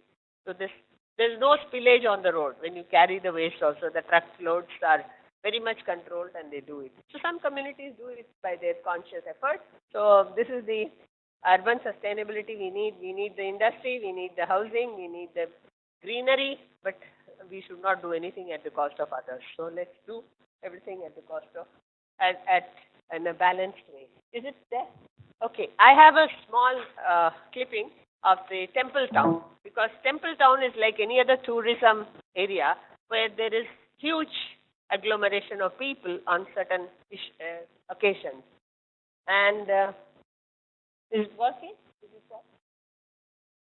And how the cleanup activities were taken in few temple towns. This is prepared by Center for Environment Education, who are into huge amount of educating on the waste management side, and they have done a lot of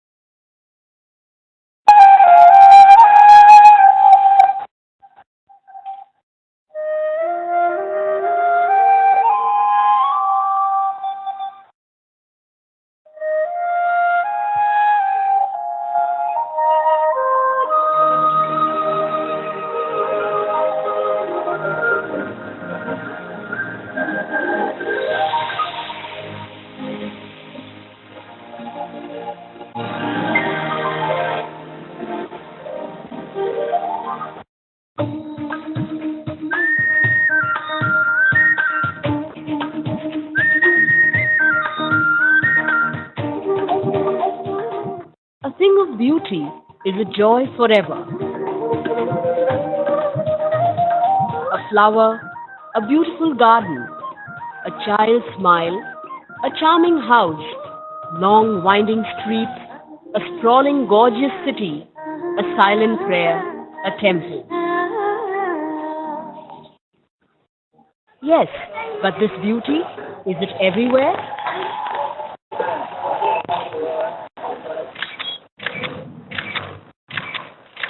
My city, my locality, my street, its corner doesn't tell me this.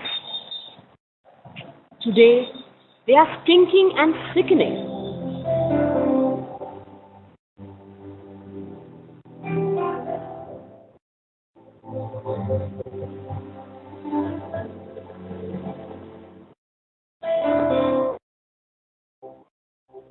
You know, I know, we all know that problem of garbage is an insurmountable one.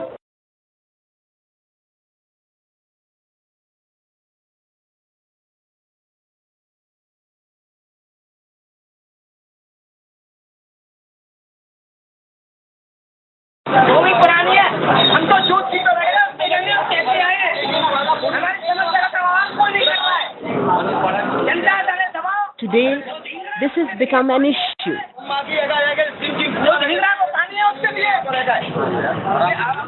Garbage, a problem for the city, a gift of urbanization, and a blot on the nation.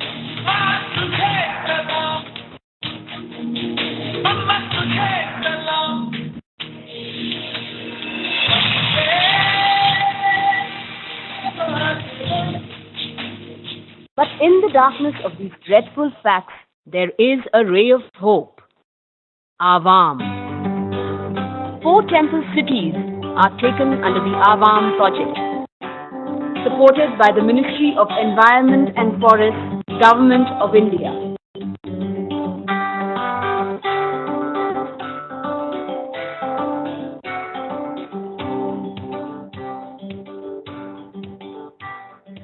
In urban centers, because it's very congested, the problem of garbage becomes tenfold.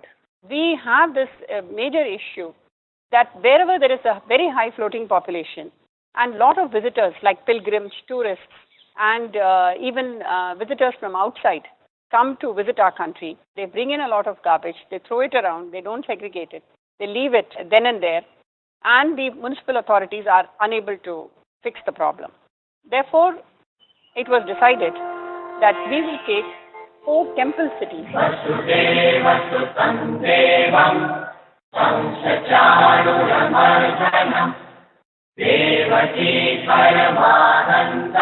This is Puri, the famous Jagannathji temple, where 25,000 pilgrims visit on a normal day and about 15 tons of waste is generated. During festivals, this swells to 30 tons, as the pilgrims also swell double-fold. And during special days like Kartik Purnima and the Rath Yatra, the garbage increases from 20 to 200 tons per day.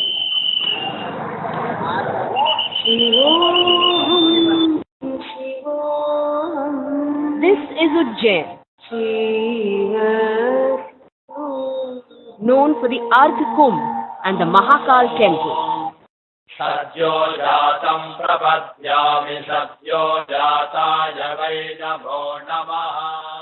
Here every day, 20,000 to 25,000 pilgrims worship and generate about 10 to 15 tons of garbage. During weekends and festive days, this increases to 30 tons, while on special days like Simhasta, population swells to 50 lakhs and the garbage generated to 1750 tons per day.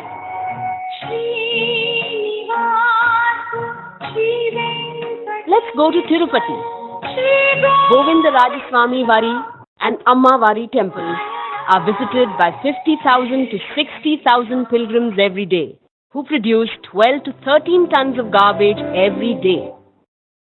During Brahmavatsam and special festivals, the waste swells to 50 to 60 tons as the pilgrims increase to 5 to 6 lakhs.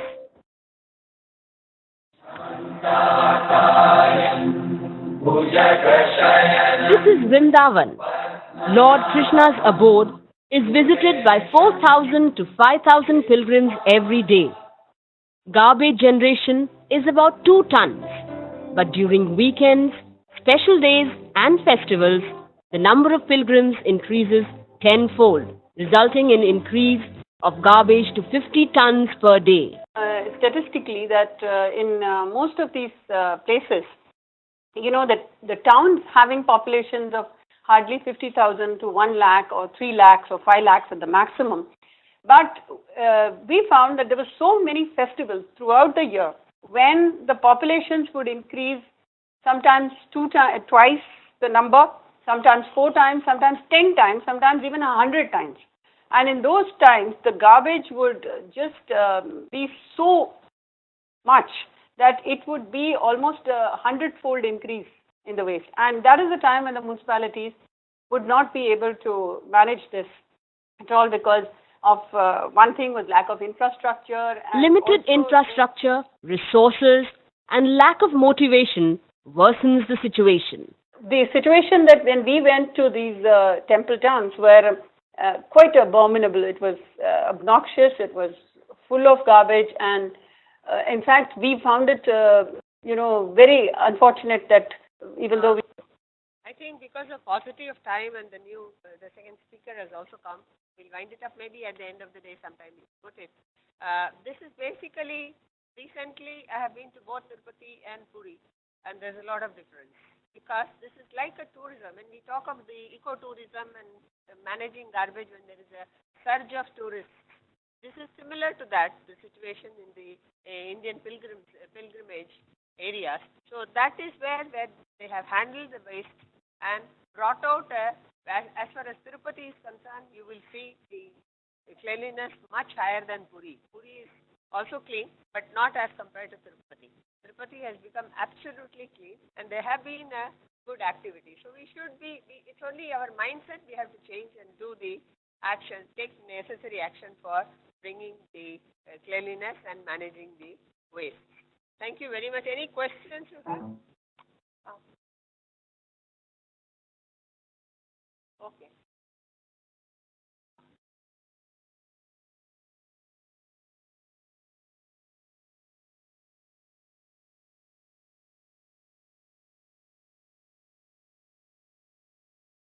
Throughout the organization of this event, and her vast experience always reflects in the way she delivers her lecture. So thank you, ma'am. We now break for tea. The next speaker is already here, and that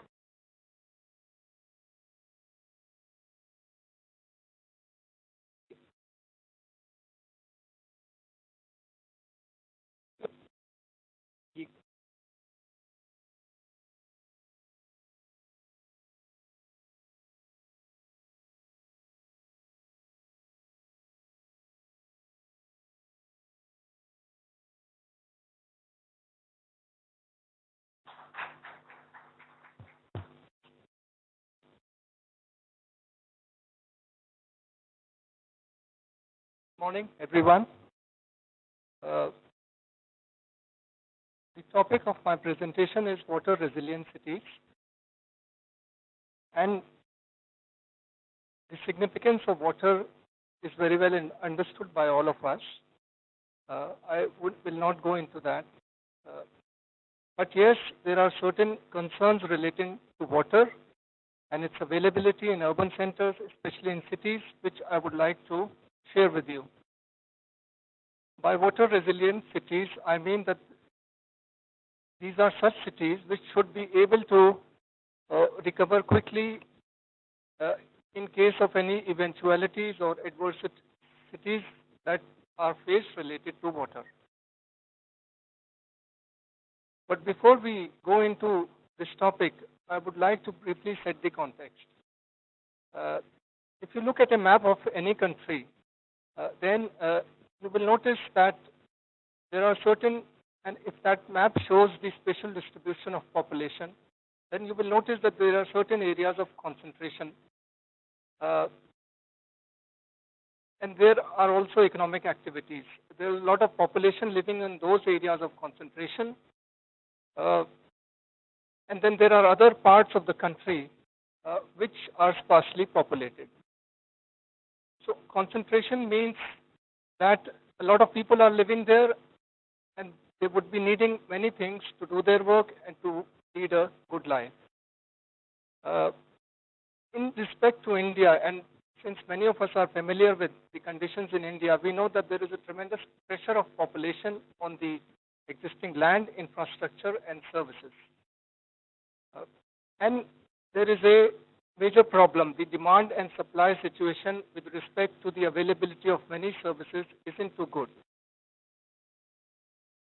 And if you look at the human life cycle, there are certain areas of concern. When a child is born, then the most important priorities are nutrition, health, and environment for the child. As the child goes into the stage of adolescence, then education, training, and diet are top priorities. And in the stage of adulthood, our priorities shift to employment, income, housing, infrastructure, services, and assets. And then at old age, when people are senior citizens, then for them the most important things are pension, welfare, and safety. These are just rough points for your consideration, which I have picked because I see that there are numerous kinds of inequalities that exist in each of these aspects. There are indicators which have been used by the Government of India and by other organizations to describe the nature of inequality that exists over this entire human life cycle. So, for me, and when I think about water, water fits into the third box from the left, which shows infrastructure and services. For provision of water to the society, to the people, you need to have the water infrastructure and you need to have an institution that delivers that service properly. Coming to the area of today's discussion, subject of today's discussion, water goal for any country in the world could be to become water self-sufficient. We would want whatever water is available, it should be provided, it should be consumed carefully so that there is minimum wastage. This is the goal for India. This is the goal for all countries in the world, and all countries and governments of all countries in the world are working in this direction. So, when you think about this in the context of water, I see three different kinds of scenarios. The first is one in which there is abundant water available. It may be an urban center, it may be a rural center. There is water that is available in abundance.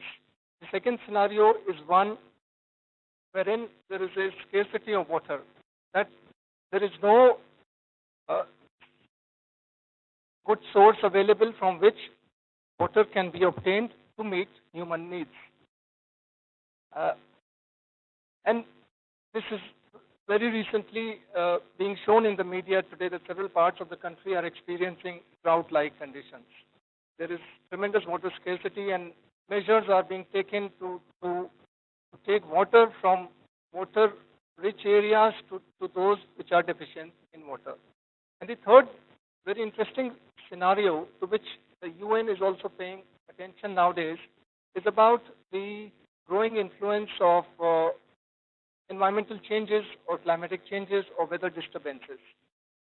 I noticed this in the case of India with respect to three cities.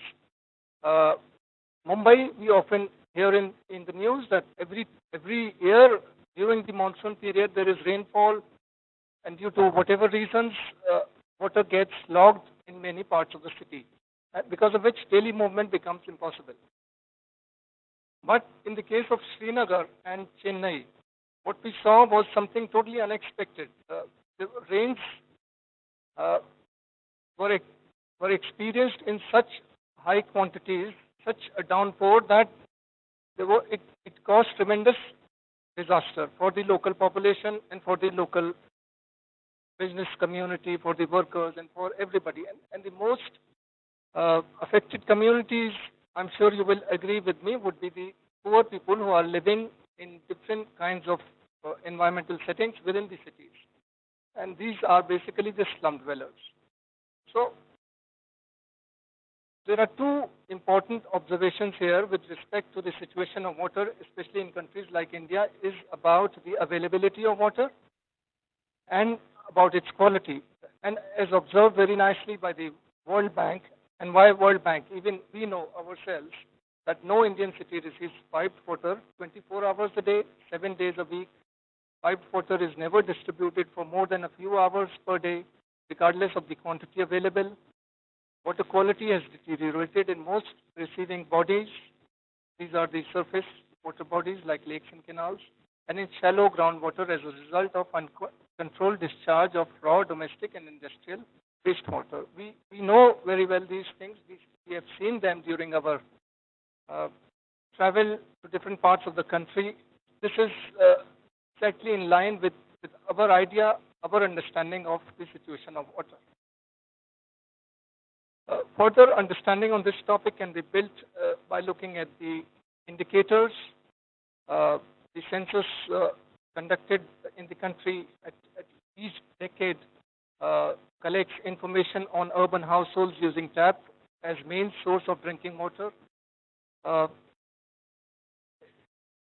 Emphasis is being laid on tap because tap water is thought of as something which a person receives would be of better quality as against other sources like hand pumps or open wells or tube wells, etc. So, census collects information on this topic every decade, and the data that have been collected show that the national average reveals that for India as a whole between 2001 and 2011, the percentage of urban households using tap as main source of drinking water have grown from 69% to 70%. The two maps show this position at the level of the state, wherein you can see that the purple color, which is the darkest color in this slide, shows that 75% and above households in all of these states are using tap as main source of drinking water. But there are states, and within states there are areas wherein this percentage has gone is much less, even less than 25%. But in the households, 25% or less households use tap as main source of drinking water. So this does, to some extent, help in our understanding, building our understanding of, at the national level and at the state level, about the availability of water to consumers. Similarly, there is another indicator used by the Census of India, which is called urban households, or the percentage of urban households having source of drinking water within premises. Within premises is important because in many situations, a water tap is not available within the house, for which the residents or the users, they may be industrial or any kind of users, institutional users, they would have to go out to a certain distance to obtain the water for meeting their needs. This means time and money is being affected, their time and money. These statistics on this indicator show that the national average is 70%, and if you look at the state position at two different points of time, 2001 and 11, then you will notice again that more than 70% of the households have source of drinking water within premises in many of the Indian states, but again, in states like Chhattisgarh or even one northeastern state of Manipur is having very low percentage in this respect. But national and state level scenarios do not help us understand in knowing the ground situations, and that is why everywhere at the international fora and in many discussions, people emphasize that it is important to look at these disaggregated statistics, or to say, in this case, at the level of a city. This is an example of Delhi, and there are many zones in Delhi or districts in Delhi. And if you look at the per capita availability of water, the need the quantity of water that a person needs every day to meet his or her requirements varies from one part of from in different parts of the city. The southern area, if you look at Mehrauli, it is only 29 liters per capita per daily. And if you look at some central areas like the cantonment and NDMC, it goes beyond 400 liters per capita per day. So that is the nature of inequality that exists in the city of Delhi. That if you look at the total figure, it would show something. But within the city, and this can be for any city, that when you look at the desegregated statistics, you will understand the inequalities that exist. In each of these zones, there could be slum pockets, there could be people who are living in unauthorized areas, illegal settlements, who will be getting water in very low quantities and at low pressure, which would be like a hardship for them. Moving further, policy researchers or people who are into such research are also interested in knowing how the agencies who are responsible for providing water work. So this is a very simple diagram which shows that the water supply agency, in the case of Delhi, the example is Delhi Jal Board. In the case of Mumbai, it is the Municipal Corporation of Greater Mumbai. In the case of Kolkata, it is the Kolkata Municipal Corporation, and it would vary from city to city. Somewhere it is the local government, that is the municipality. Somewhere it is a special entity created for that purpose by the state government department, which is known as the parastatal agency. So the agency basically can obtain water from three different sources. One is precipitation, which includes snowfall, rainfall, hail. The second source is surface. And surface sources we all know: ocean, sea, river, lake, canal, and pond. And the third source is underground. After understanding from the literature as to how things work, I understood that the fresh water sources are the most important sources, most easily available sources, and less economical to treat and to provide. And therefore, there is a tremendous reliance, I would say 80 to 90% reliance on fresh water sources. So you can, generally it is seen that agencies do not go for desalination of ocean and sea water. It contains a lot of salinity, though it has been done in several parts of the world like Egypt, or even Chennai has a water desalination plant. But the general pattern is that there is a tremendous reliance because of this factor, that it is fresh water from either rainfall or surface sources or underground, like river, canal, lake, pond, etc. Once the water is obtained from any of these sources, it is taken to treatment plants where it is produced, it is treated, all the contamination is removed using technology, and then it is moved forward, transmitted to the storage reservoirs. It could be an underground storage tank or an overhead tank. And then from there it is distributed to different parts of the city, to planned areas by piped supply, or to unplanned areas by either piped supply or stand posts or tankers, water tankers. There are water trucks. And the water supply agency, in doing this work, charges some money from the consumers, and it is differential pricing. It's called differential pricing. So it would vary from based on which category the consumer belongs to. So they levy a certain water tax and or a charge, and then they recover costs to get the system going. And these two slides show the example of Delhi and Mumbai, how they do it.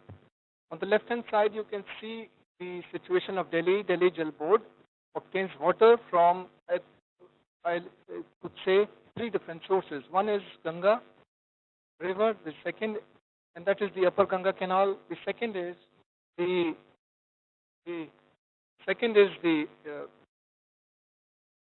Upper Ganga Canal. The second one is the Yamuna River Yamuna, and the third is underground source. So Delhi Jal Board obtains this water, and there is a whole lot of costs involved in getting this water to Delhi. I would say Delhi is reliant on its adjoining states for its availability of water. Adjoining states are Haryana and Uttar Pradesh. And we have seen in the news that whenever a problem, some political problem or disturbance occurs, and people agitate for having reservation in education, in jobs, etc., they try to block the supply of water, because of which Delhi's water supply is affected. So, and groundwater availability levels have been going down in Delhi, and therefore 80% reliance is on the adjoining states for obtaining water. So this is how Delhi does it. Second is the case of Mumbai, wherein Mumbai's water does not come from the sea. As I said, it's all saline water, and there are 6 lakes all around Mumbai in the state of Maharashtra, which are at a distance of about 100 kilometers from Mumbai. So there are 6 lakes in which water is available.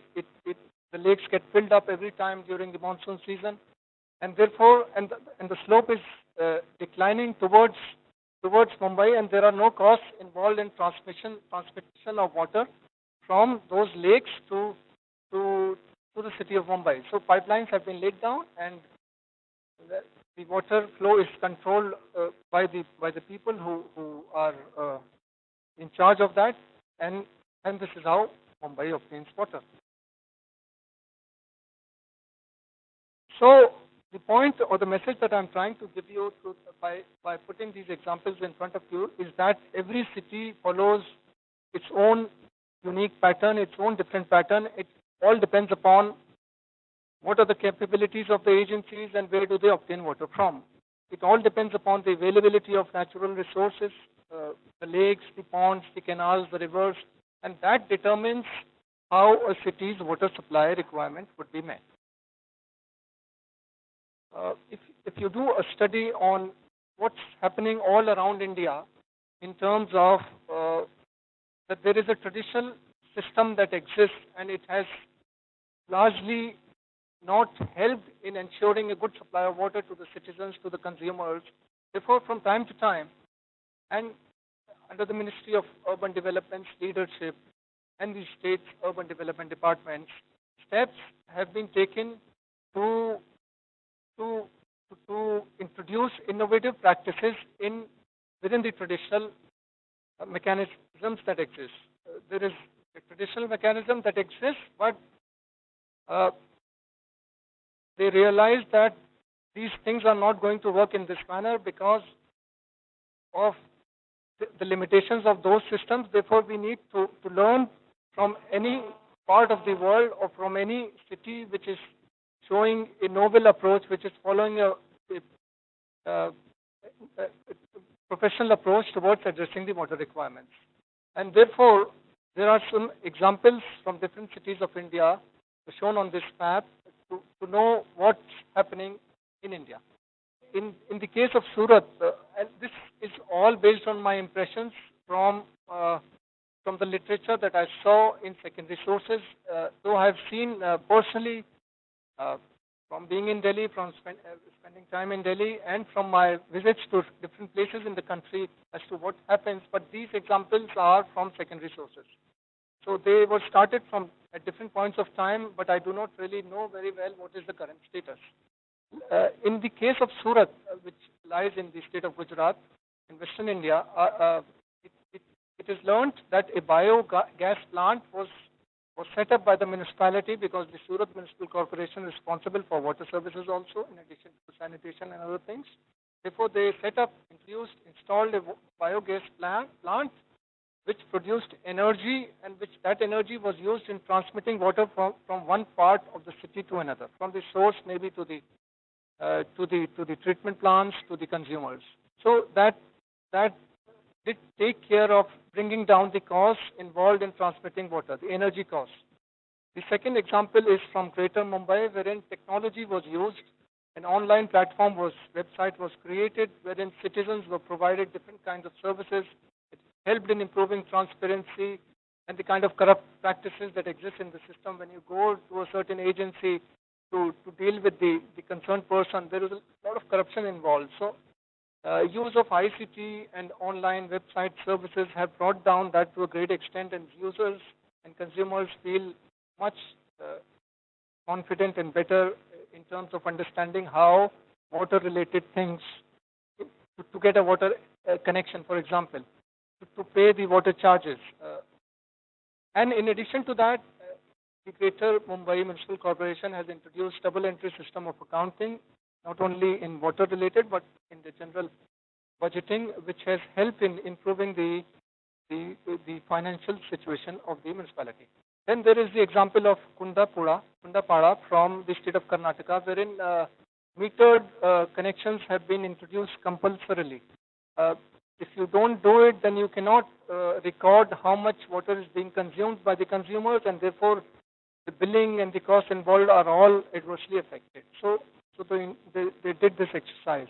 In the case of Chennai, rainwater harvesting has been said in the Act, in the Municipal Act, that you have to do it. It has been said in the case of Delhi also, but the problem in Delhi is that the Act has not been enforced. I learned by reading on the example of Chennai that many of the residents are, you may like to correct me because you would belong to that city, some of you, but many citizens have created that infrastructure in their houses, and they are doing rainwater harvesting.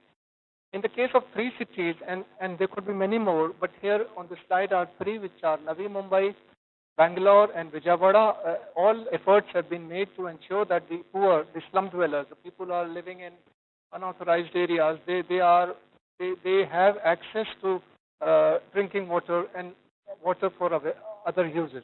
In the case of Nagpur, which is located in Maharashtra state of India, the municipality got the private sector operator involved in meeting the water requirements, and the private sector, private agency handled different components of water. If you break down the water sector, there is distribution, there is transmission, and there is metering, and there are so many things involved. So certain aspects, this is like a public-private partnership approach, wherein part of the responsibility, maybe I would say the regulation, is handled by the government, and the other services are being handled by the private sector. This is visible in other sectors also, not only in water. In the case of Delhi, similarly, a private sector agency has been involved, and augmentation efforts have been made. In Wazirabad, there is a wastewater treatment plant that has been set up to treat wastewater. So this is the kind of approaches that have been taken over time to address the requirements of water consumers. But there are certain issues that require the attention of policymakers, the legislatures, the people in the parliament, and also which are of great interest to the academic community. There is a huge demand-supply gap.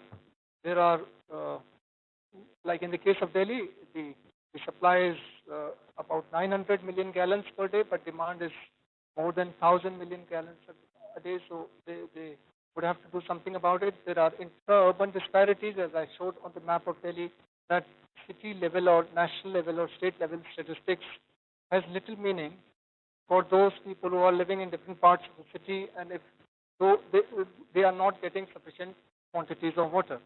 Then there are water losses in the distribution line, there are leakages, there is a wastage of water by the communities. I do not know how many of us consume water and in which way. Then there is a problem of theft. There are pipelines and holes are made from which water is extracted, etc. Then there is a problem of water quality. There is contamination. People say, the official from the Central Pollution Control Board came and said that Yamuna water cannot be treated at all because it contains, the water quality is so inferior that you cannot really treat it fit for human consumption. Then there is a problem of metering of connections. In many cities, the percentage of metered, the households which have a metered supply of water is very less, and therefore if you cannot record the kind of usage, then it becomes very difficult to charge appropriately for the water supplies. and the average supply per day varies from 2 hours to 3 hours. Sometimes it does not come. Sometimes the water pressure is low. 10 years ago, in an area where I live, the water pressure was so high and the supply was so good that it would easily go to the overhead tank, and we didn't have to do anything. But nowadays, after 10 years, the situation has completely changed. You have to install a meter, the water motor directly into the pipeline, without which we cannot get water. There is a problem of cost recovery. The amount of expenses involved in providing water are not being recovered by the water agency. In Delhi's case, we have noticed there is dependence on adjoining states, and there are many problems, political problems, party politics that play a role in determining how much water should one state get despite a water treaty existing. There's a problem of unplanned urbanization.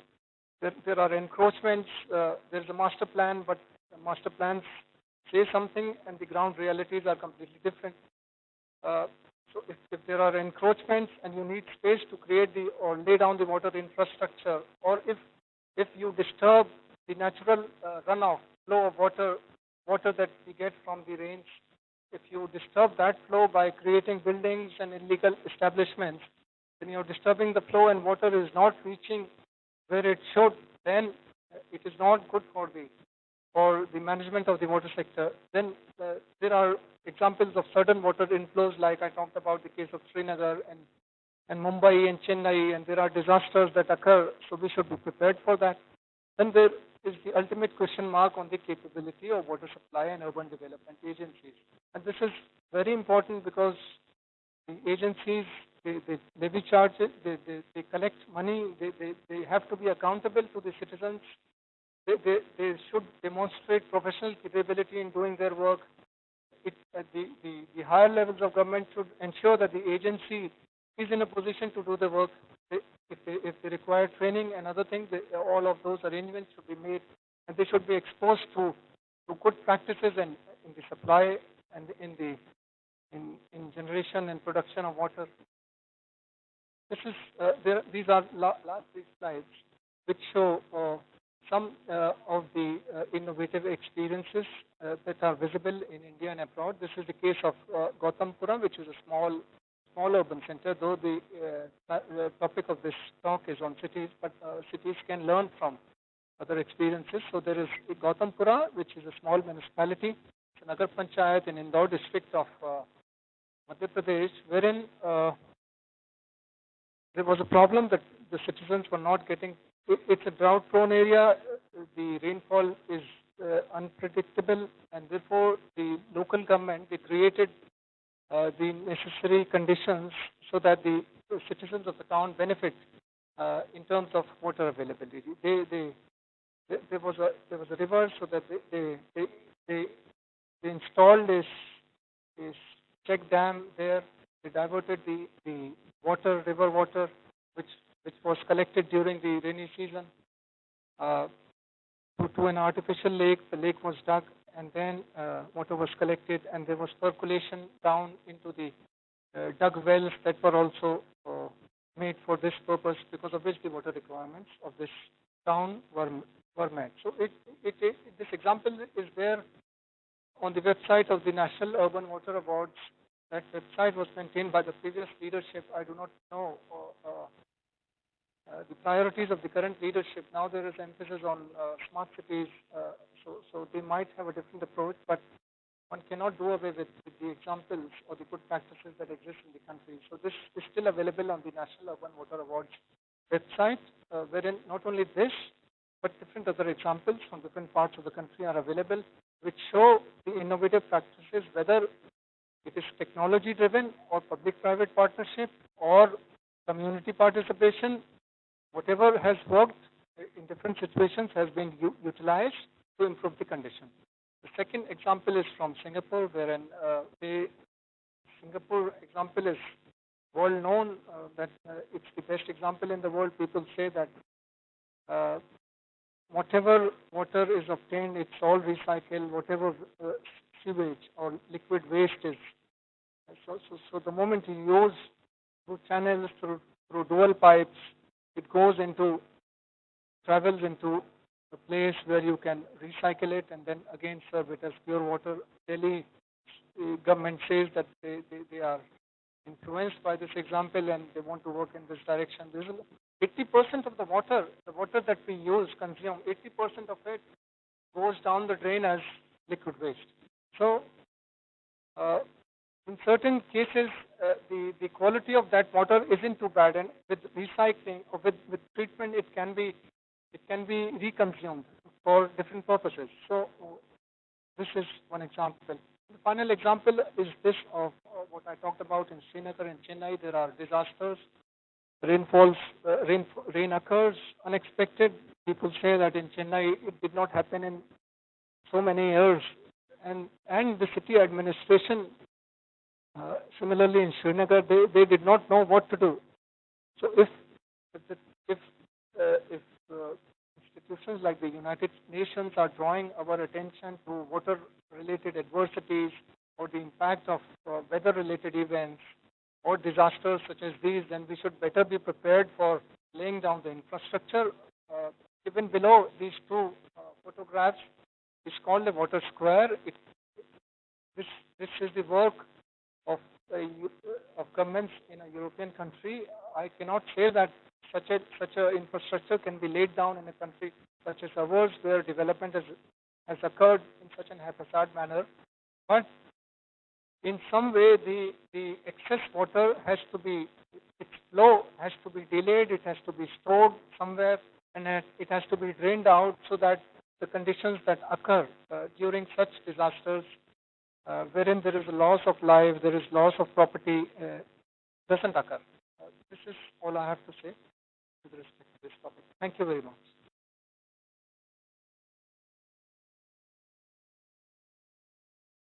Great overview. If you have any questions, comments, we can spend the next 10 minutes because we are 12:30. Stop.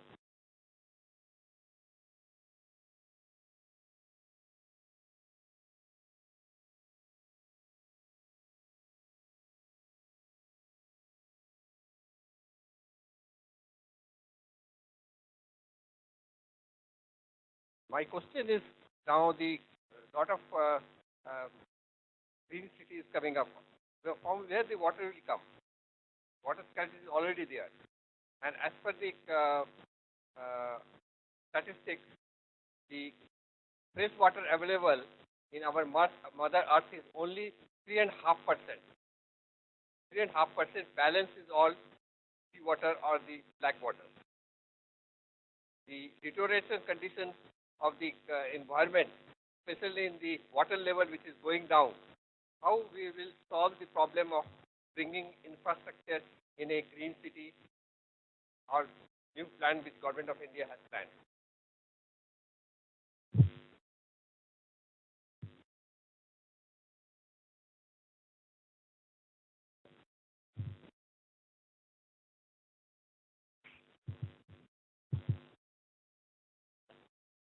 Mine is almost all over India. We have, nearby the municipalities, we have dumping yards. All these dumping yards are leaching out the carcinogenic chemical substance into the groundwater. That is not only affecting the people, those who are drinking that water, nearby that area.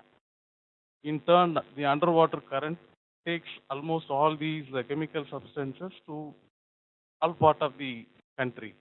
So what are the strategies you have to solve this issue?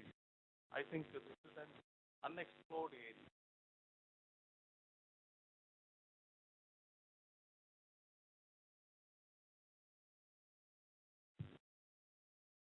Good afternoon, sir. I had this question regarding management of grey water that we create domestically. So the water coming from kitchen waste and the wash basins. So they are usually directed to sewers, if I'm not wrong, in the current state. So is there any way that we can manage that water, we can treat it to that level that we can at least use it for bathing, if not for drinking, at an individual level, instead of directing it to sewers and increasing the load of the treatment?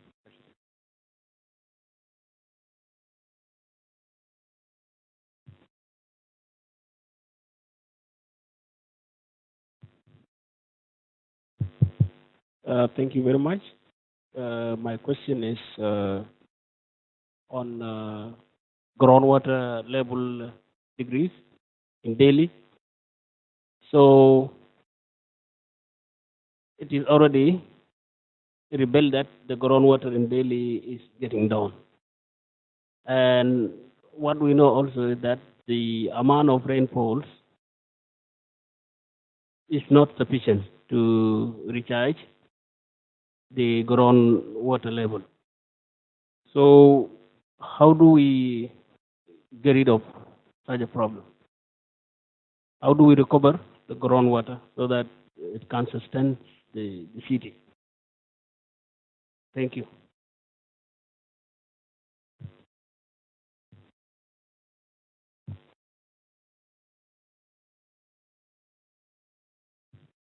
Good afternoon, sir. Sir, you talked about the floods in Srinagar, Mumbai, and Chennai. So the main reason is that the wetland in the cities, they are getting destroyed or they are being changed into the dumping yards for storing the solid waste. So is there any regulation to maintain the wetlands? Because that is a very natural process that can mitigate these kind of disasters and also help recharge the groundwater levels. Thank you.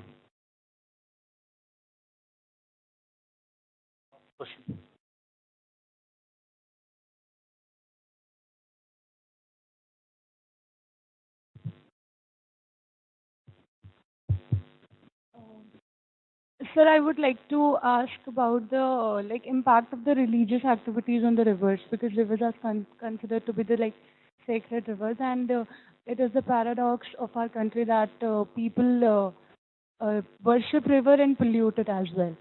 So, because religious is such a thing that we cannot impose on people, because uh, people are following religious religion, and they are continuing this process day by day. So are there any steps to stop these kind of activities, and because this is the major cause of polluting the river water? Thank you. Excuse me. India's surface is almost filled with the plastic waste. That is most important thing, which is not allowing the rainwater to percolate into the soil. So that is the one among the reasons for decrease of groundwater level. Being a water management expert, what is your solution for mitigating this issue?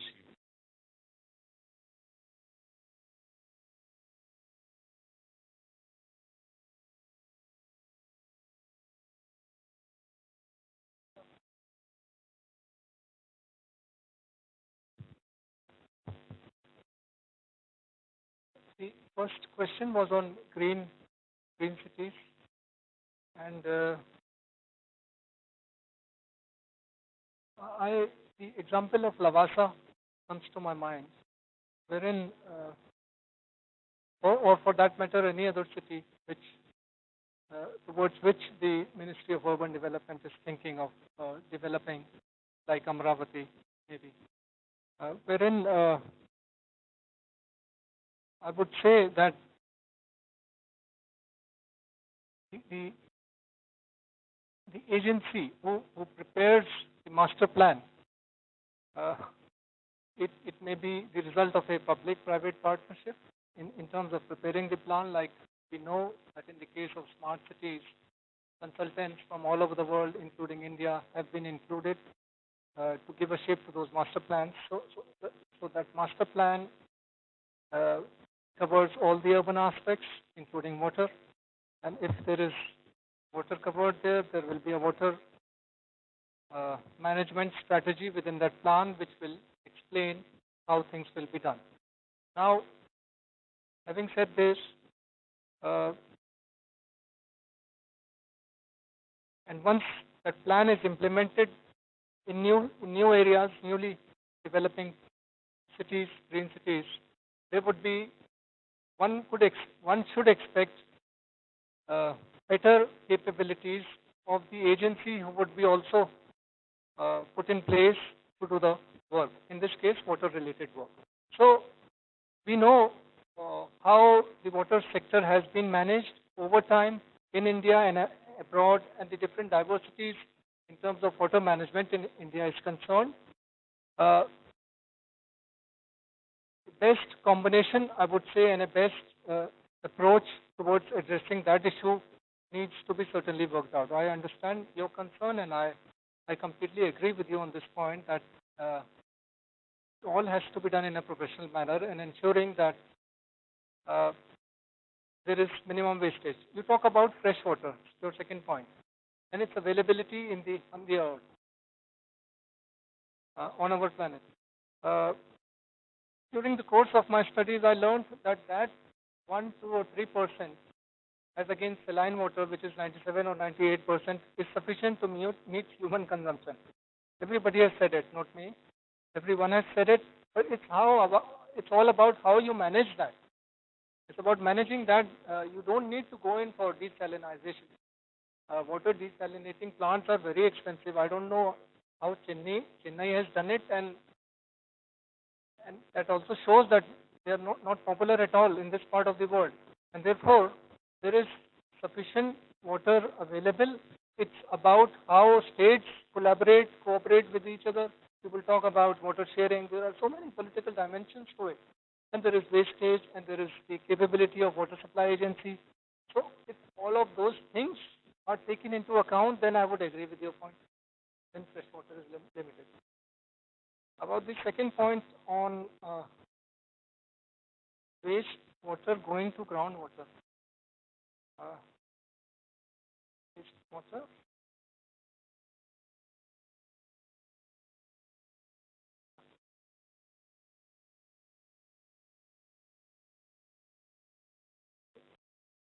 Okay, I got it. You mentioned about leachate. Yes. Very recently, one professor from Indian Institute of Technology came to our organization. I'm with the Observer Research Foundation, and we had organized a conference on roundtable discussion on solid waste management, wherein he presented his work on leachate and how they are trying to control this problem. From whatever I learned, it's really a serious issue in our country because he gave examples of waste deposits and huge dumps. I noticed in Pune, in Delhi, and other places that kind of substances, the waste matter that exists, infects and is hazardous for human consumption. It can seriously affect human life. And they did explain how the kind of channels are being laid down within existing waste deposits to transfer that leachate to other areas in order to protect groundwater. But obviously, yes, it's a valid issue. It exists, and the agencies need to better pay attention to these concerns. The third.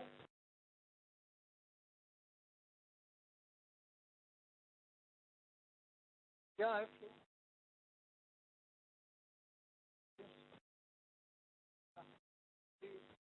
we are a little short of time. The third point was about kitchen waste,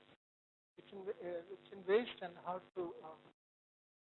That's what I said in my talk, that we use dishes are being washed, and we use the wash basins to clean our hands. There is a lot of water which can be easily utilized. So people talk about there's a role of engineers and technical people who take care of those aspects.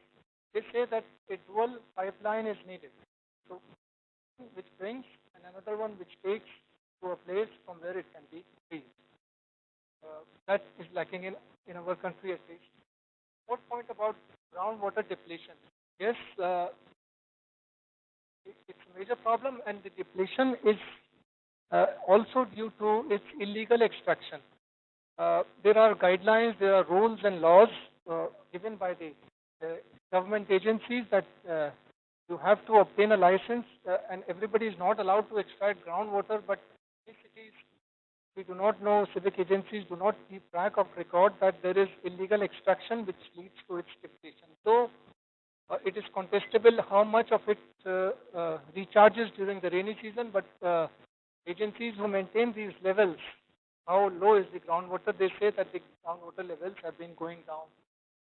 And one can also learn from the hand pump and its depth of that pipe that is inserted, that it would tell that in so many years we had to go down further to obtain groundwater for using our hand pump. The fifth point about wetlands and wasteland, you said wasteland? Wetland. Wetland in cities and waste is dumped there, which so I've not understood it properly. I can check it after the program. The sixth point is about impacts of religious activities, religious practices. We see, I saw in Banaras, Ghats, I see in Delhi during the different festivals. I always say that the urban planners and urban development agencies should take into account the social practices that exist. They should do all their designing taking that into consideration. Because I learned in other parts of the world, they have created special facilities and special spaces so that the source, freshwater source, is not disturbed. They have done that. So it's like creating enclaves near a important water source like a river and a holy river, wherein people can use that. But it's all about educating people, generating awareness among them, and also training them to work in this manner. And the final point about plastic waste not allowing groundwater recharge. Yes, it is to some extent, but there are many other reasons responsible for the declining groundwater level. The one which I just mentioned about illegal extraction, and plastic waste has to be solid. Municipalities need to manage waste more efficiently. They need to segregation. Waste is a completely different topic, and I don't want to go into that. But I would just mention that waste segregation at source, plastics, glass, plastic, newspaper, etc. It has to be done at the level of a household, without which, if you mix all that, you cannot really do much about it. That's where we are in this.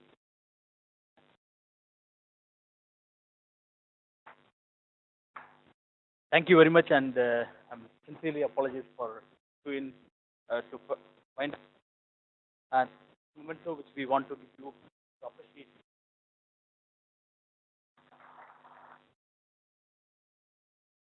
There are two small breaking for lunch 30. Maybe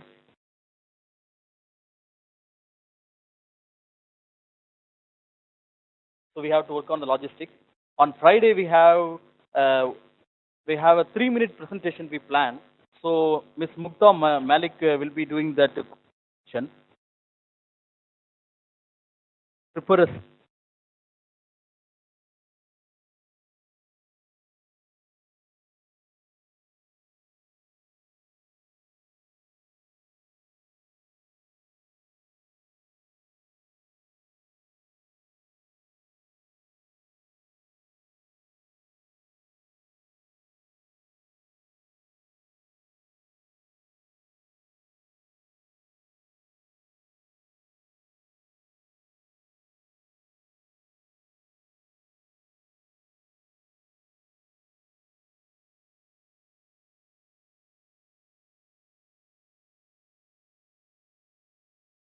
What?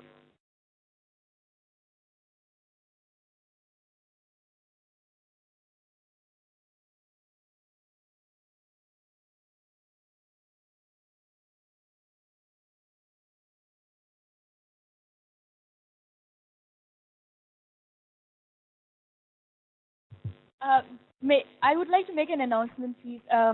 So this is especially first to the online participants. Thank you very much, and we will see you tomorrow morning.